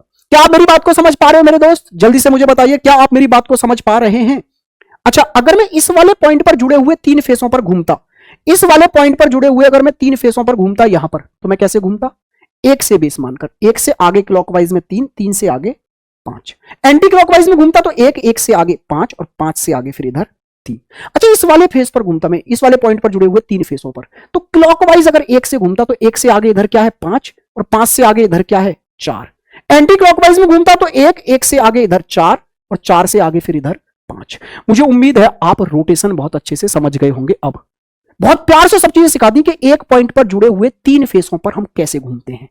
बस अब इसी पर आधारित है आपके ये सारे क्वेश्चंस, बहुत आसान है, डरने की जरूरत नहीं है। चलो भाई, मुझे जानना है इस वाले फेस पर क्या आएगा। तो आपका काम ये होगा कि इन दोनों में से कोई सा एक डाइस कंप्लीट कर लो। कंप्लीट करने का मतलब क्या है कि इसके सारे छह के छह फेस डिनोट कर दो कि पांच के अपोजिट वाले पे क्या आएगा, चार के अपोजिट वाले पर क्या आएगा, तीन के अपोजिट वाले पर क्या आएगा। अच्छा, अब इन दोनों में से कौन सा कंप्लीट करना है, तो मैं बोलूंगा उस फेस को कंप्लीट किया करो, इस फोटो को, जो आपके क्वेश्चन मार्क वाले फोटो में कुछ कॉमन रखे। तो भैया इसमें तो कोई कॉमन नहीं है, तो इस वाले फोटो में देखो दो है, यहां भी है, तो मेरा मानना है कि आप इस वाले फोटो को कंप्लीट करो। इस वाले को कंप्लीट कैसे होगा सर? दो के अपोजिट पता चल जाए नीचे लिख दूंगा, चार के अपोजिट क्या है यहां लिख दूंगा, एक के अपोजिट पता चल जाए यहां लिख दूंगा। तो पहले अपोजिट निकालो इन दोनों फोटो से, इन दोनों फोटो की मदद से पहले आप अपोजिट निकाल लो। ठीक है सर? तो इन दोनों फोटो में एक फेस कॉमन है, क्या है? चार। इन दोनों फोटो में एक फेस कॉमन है फोर, तो 4 1 2, 4 1 2, यहां से 4 3 5, 4 3 5, और 4 के अपोजिट क्या आ गया जो यहां तक नहीं दिख रहा है अभी, और वो कौन है मेरे भाई? 6। सबके अपोजिट पता चल गए, फटाक से इस वाले फोटो को कंप्लीट कर दो। 4 के अपोजिट क्या आएगा? आप बोलेंगे सर 6। 2 के अपोजिट क्या आएगा? आप बोलेंगे सर 5, और 3 के अपोजिट क्या आएगा यहां पर? 1। फोटो कंप्लीट है। अब फोटो कंप्लीट करने के बाद में यहां आओ और यहां से रोटेशन चेक करो। क्या ये क्या बोल रहा है? ये ऐसे तीन फेस दिखा रहा है कि 2 से आगे चलूं तो 6 आए, और 6 से आगे चलूं तो क्या आएगा, हमसे ये पूछ रहा है। 2 से आगे 6 तो 6 से आगे क्या। अब आओ भाई यहां पर, अब यहां ऐसे फेस पकड़ो जो वो बोल रहा है कि 2 से आगे 6, तो सर 2 से आगे 6 तो ऐसे मिलेगा, यहां से चलूं मैं 2 से आगे 6, तो फिर 6 से आगे इधर क्या मिल जाएगा? 3 ना। मैंने क्या बताया था? तीन फेस ऐसे जो एक पॉइंट पर जुड़े हों उन पर घुमा जाता है, तो ये ऐसे घुमा रहा है कि 2 से आगे 6 आ जाए, 6 से आगे क्या आएगा। तो मैं भी अपने इस कंप्लीट हुए डाइस में घूमूंगा कि 2 से आगे 6 यही मिलेगा, और फिर 6 से आगे घूमूंगा तो इधर क्लॉकवाइज में 3 ही तो आएगा। 2 6 3, आंसर आ गया भाई। कोई बात नहीं, थोड़ा कम समझ आया, बहुत सारे क्वेश्चन करेंगे, आगे समझेंगे हम लोग। नेक्स्ट क्वेश्चन पर आते हैं मेरे भाई। ये क्वेश्चन देखो, यहां भी क्वेश्चन मार्क की वैल्यू आपसे पूछी गई है ना? Yes sir. आइए जी फटाक से देखते हैं जरा। तो सबसे पहले एक फोटो कंप्लीट करो, मैं तो कहूंगा इसको कंप्लीट करो। क्यों? क्योंकि यहां भी 2 है और इसमें भी 2 है, कुछ तो कॉमन है। कॉमन हो जिस फोटो में उसको कंप्लीट कर लिया करो। कंप्लीट करने के लिए अपोजिट पता होने चाहिए, और अपोजिट इन दोनों फोटो की मदद से निकल आएंगे। देखो यहां भी 4 है, यहां भी 4 है, 2 फोटो ऐसे हैं जिनमें एक फेस कॉमन है, तो 1 फेस कॉमन रूल लगा दो। Yes sir. तो यहां से अपोजिट निकालना, 4 5 6, 4 5 6, और यहां से 4 3 2, 4 3 2। 4 के अपोजिट वो आ गया जो दिखाई नहीं दे रहा, कौन है वो? 1 है सर। ठीक है भाई साहब, बात बन गई। अब इस वाले फोटो को कर दो कंप्लीट। देखो 4 के अपोजिट क्या आया? आप बोलेंगे सर 1 आया। 3 के अपोजिट क्या आया? 3 के अपोजिट सर 5 आया। 2 के अपोजिट क्या आया? 2 के अपोजिट सर इधर 6 आ गया। कंप्लीट हो गया डाइस। 6 के 6 फोटो आपके सामने हैं, 6 के 6 फेस। Yes sir. अब आइए मेरे क्वेश्चन वाले फोटो पर। मेरे क्वेश्चन में क्या कह रहा है? 1 से आगे बढ़ोगे तो 2, और 2 से आगे बढ़ोगे तो क्या। 1 से क्लॉकवाइज में आगे बढ़े 2, तो 2 से आगे क्या। आप भी सेम इस पर ऐसे ही घूमो कि 1 से आगे बढ़कर 2 पर पहुंचो। तो एक ये रहा, 1 से आगे बढ़े तो 2, और 2 से आगे बढ़े तो क्या। भाई 3 है ना, 1 2 2 से आगे 3। क्लॉकवाइज में घूमना है, इधर ऐसे मत घूम जाना, ऐसे नहीं, क्लॉकवाइज। जब इसमें क्लॉकवाइज घूम रहे हो तो यहां भी क्लॉकवाइज घूम कर देखो, 1 1 से आगे 2 2 से आगे क्या 3 सर, बन गई बात। नेक्स्ट क्वेश्चन पर आइए, सेम यहां क्वेश्चन मार्क की वैल्यू निकालनी है। तो इस वाले फोटो को कंप्लीट कर लो। कैसे सर? क्यों सर? क्योंकि यहां कुछ ना कुछ कॉमन है यू, तो इसको कंप्लीट करो। कैसे? इन दोनों फोटो से अपोजिट निकालकर।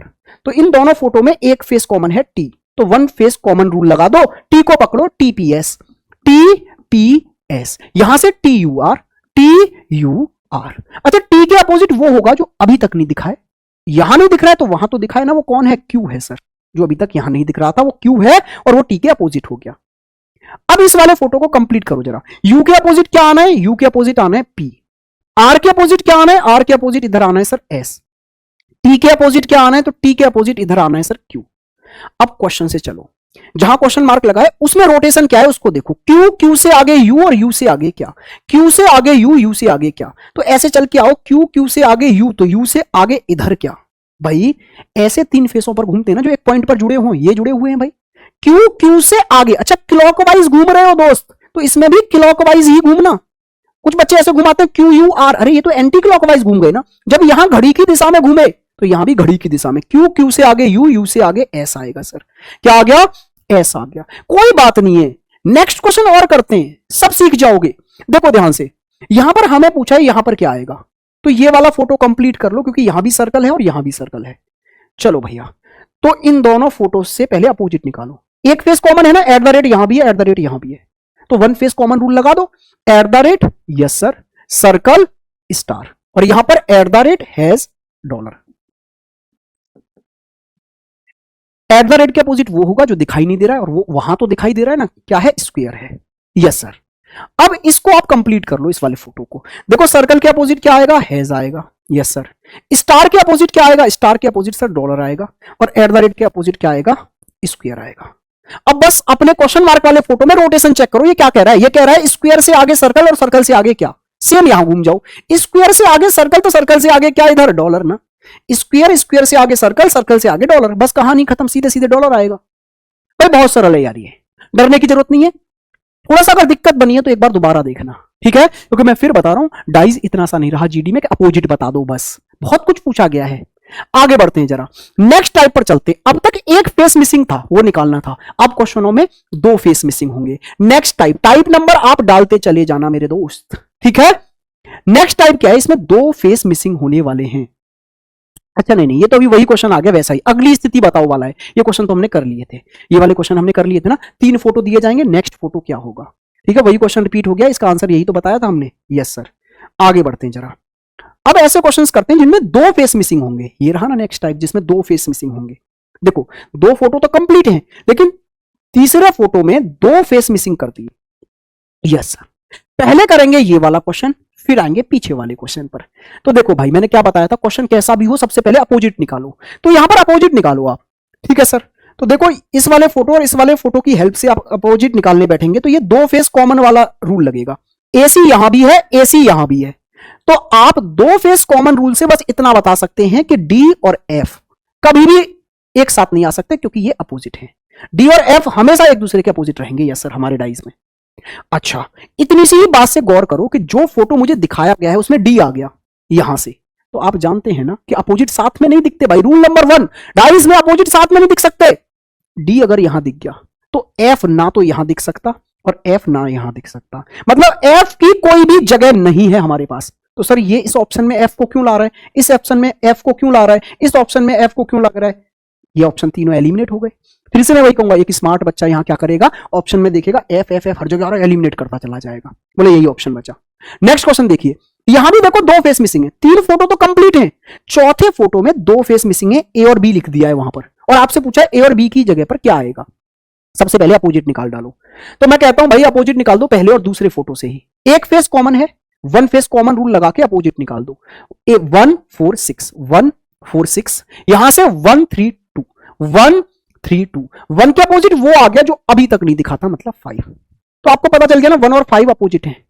अच्छा, लेकिन ये वाला जो फोटो उसमें 5 दिखा दिया हमें, तो आप एक बात तो जानते हैं, अगर 5 दिख गया तो 1 तो कहीं भी नहीं आएगा साथ में, क्योंकि अपोजिट साथ में नहीं आते।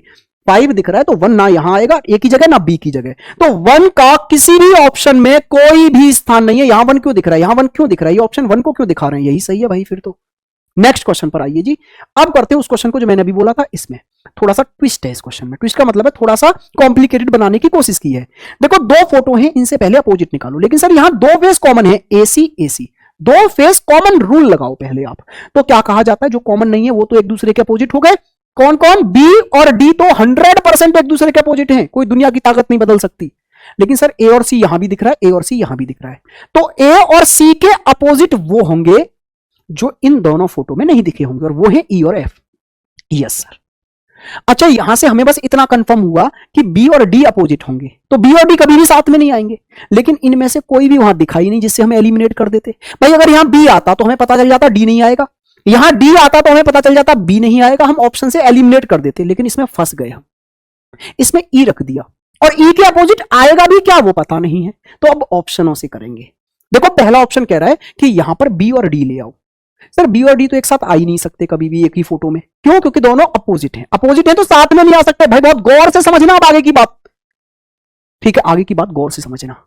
देखो जी, ये बोल रहा है ए और सी को साथ में ले आओ। सर ए और सी को, मैंने बोला ठीक है जी, ए और सी ये दोनों उठा के लाने की बात की है आपने, कि यहां से ए और सी दोनों ले आओ, ए भी ले आओ और सी भी ले आओ। ऐसा क्वेश्चन थोड़ी देर पीछे किया था हमने। अगर मैं ए और सी दोनों को ले आया तो आप देखना इन दोनों में से ही किसी एक का अपोजिट है ना ई। भाई या तो ए का अपोजिट रहा था या रहा था सी का अपोजिट। मैं ए और सी के साथ में ई ले रहा हूं, तो जरा ध्यान से देखो, ए और सी के साथ में अगर ई ले रहा हूं तो या तो ले रहा हूं ए का अपोजिट या ले रहा हूं सी का अपोजिट, क्योंकि इन दोनों में से किसी का अपोजिट है ई।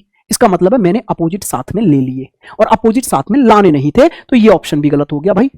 इसको रखने पर तो अपोजिट साथ में आ रहे हैं किसी ना किसी का, ये नहीं पता ए का आ रहा है या सी का, लेकिन हाँ किसी एक का तो अपोजिट आ गया। आगे बोला है सर यहां से ए और एफ को ले आओ। चलो ठीक है सर, मैंने बोला ए और एफ ले आता हूं मैं, तो अब जरा देखो ई भी आ गया और एफ भी आ गया, मतलब यहां से ई और एफ दोनों ले आए आप। यस सर, और उसके साथ में ए ले आए, तो आप मुझे यह बताइए ई और एफ में से किसी एक का ही तो अपोजिट था ए। यस सर, तो ई और एफ दोनों लाकर उसके साथ ए लाना चाहते हो, तो या तो तुम ला रहे हो ई का अपोजिट या ला रहे हो एफ का अपोजिट, किसी ना किसी एक का अपोजिट आप जरूर ला रहे हो, और अपोजिट साथ में ला नहीं सकते, इसलिए यह भी ऑप्शन गलत हो गया। आंसर आ गया बी एफ, कि सर बी और एफ लाओ यहां पर। तो देखो भैया, बी आपने यहां से उठाया, एफ आपने यहां से उठा लिया, ई आपने यहां से उठा लिया, कोई भी किसी का अपोजिट साथ में नहीं आया, बात बन गई। क्लियर हुई बात, सबके समझ में आया। अब चलते हैं हम लोग नेक्स्ट टाइप की ओर, मजा आने लग रहा होगा। जहां भी आपको कोई टाइप लगे ना टफ है मेरे भाई, तो उसको दोबारा जरूर देखना एक बार। क्यों, क्योंकि मैं बहुत बेहतरीन तरीके से हर एक टाइप लेके चल रहा हूं डाइस का जो अब तक पूछा गया है। ठीक है भाई, तो आपको मैं वो भी बता सकता था सिर्फ स्टार्टिंग वाला, एक फेस कॉमन दो फेस कॉमन, नहीं, वो धोखा होगा आपके साथ। कोई चैप्टर पढ़ना है तो मैंने क्या बोला, शून्य से लेकर शिखर तक जितना पूछा गया है या पूछा जा सकता है सब पढ़ेंगे भाई। आइए आगे बढ़ते हैं नेक्स्ट टाइप की ओर हम लोग। नेक्स्ट टाइप जरा ध्यान से देखिए, एक ये वाला टाइप आपसे और पूछा गया है यहां पर। बड़ा सिंपल सी बात है, ये तो कोई ज्यादा कॉम्प्लिकेटेड बात है नहीं, बड़ा इजीली इसको किया जा सकता है। देखो क्वेश्चन क्या बोल रहा है कि हमें एक डाइस के, एक घनाभ के कुछ ब्लॉक दिए गए हैं, 1 2 3 4 है। यस सर, आपसे पूछा है कि इसमें से ऐसा ब्लॉक ढूंढ के बताओ जिसके विपरीत सतहों पर लिखे गए पॉइंटों का सम 7 हो सकता है। भाई अच्छा ये बताओ, ये पूछ रहा है ऐसा डाइस ढूंढ के बताओ जिसमें विपरीतों का सम 7 हो सकता है, तो ये मुझसे कैसा डाइस ढूंढने को कह रहा है, फिर ये मुझसे स्टैंडर्ड डाइस ढूंढने को कह रहा है ना, क्योंकि सर स्टैंडर्ड डाइस में ही तो दो अपोजिट का सम 7 होता था। यस सर, तो सर स्टैंडर्ड डाइस अगर मुझे ढूंढना है तो उसकी एक डेफिनेशन और होती थी, क्या, कि दो पड़ोसी मिलकर साथ नहीं बनेंगे, दो पड़ोसी मिलकर कभी भी 7 नहीं बना सकते स्टैंडर्ड डाइस में।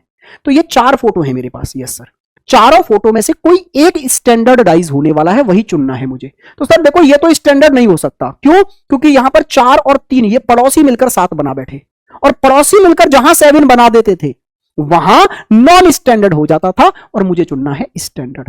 अरे भाई मुझसे यही तो बोला है, दो विपरीत फलकों पर अंकित बिंदुओं की संख्या का योग 7 हो जाए, दो अपोजिट पर आने वाले पॉइंटों का सम 7 हो जाए, तो वो तो स्टैंडर्डाइज की प्रॉपर्टी है ना, मुझे स्टैंडर्ड चुनना है, ये स्टैंडर्ड हो ही नहीं सकता।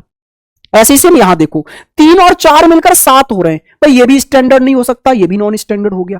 यहां 6 और 1 मिलकर 7 हो गए, दो पड़ोसियों ने यहां 7 बना दिया, ये भी स्टैंडर्ड नहीं हो सकता। फिर तो सर यही स्टैंडर्ड है, क्योंकि इसमें कोई भी दो पड़ोसी मिलकर 7 नहीं बना पा रहे, ये स्टैंडर्ड है। तो आंसर आ गया सी, फर्स्ट वाला फोटो यहां पर मेरे भाई स्टैंडर्डाइज का है।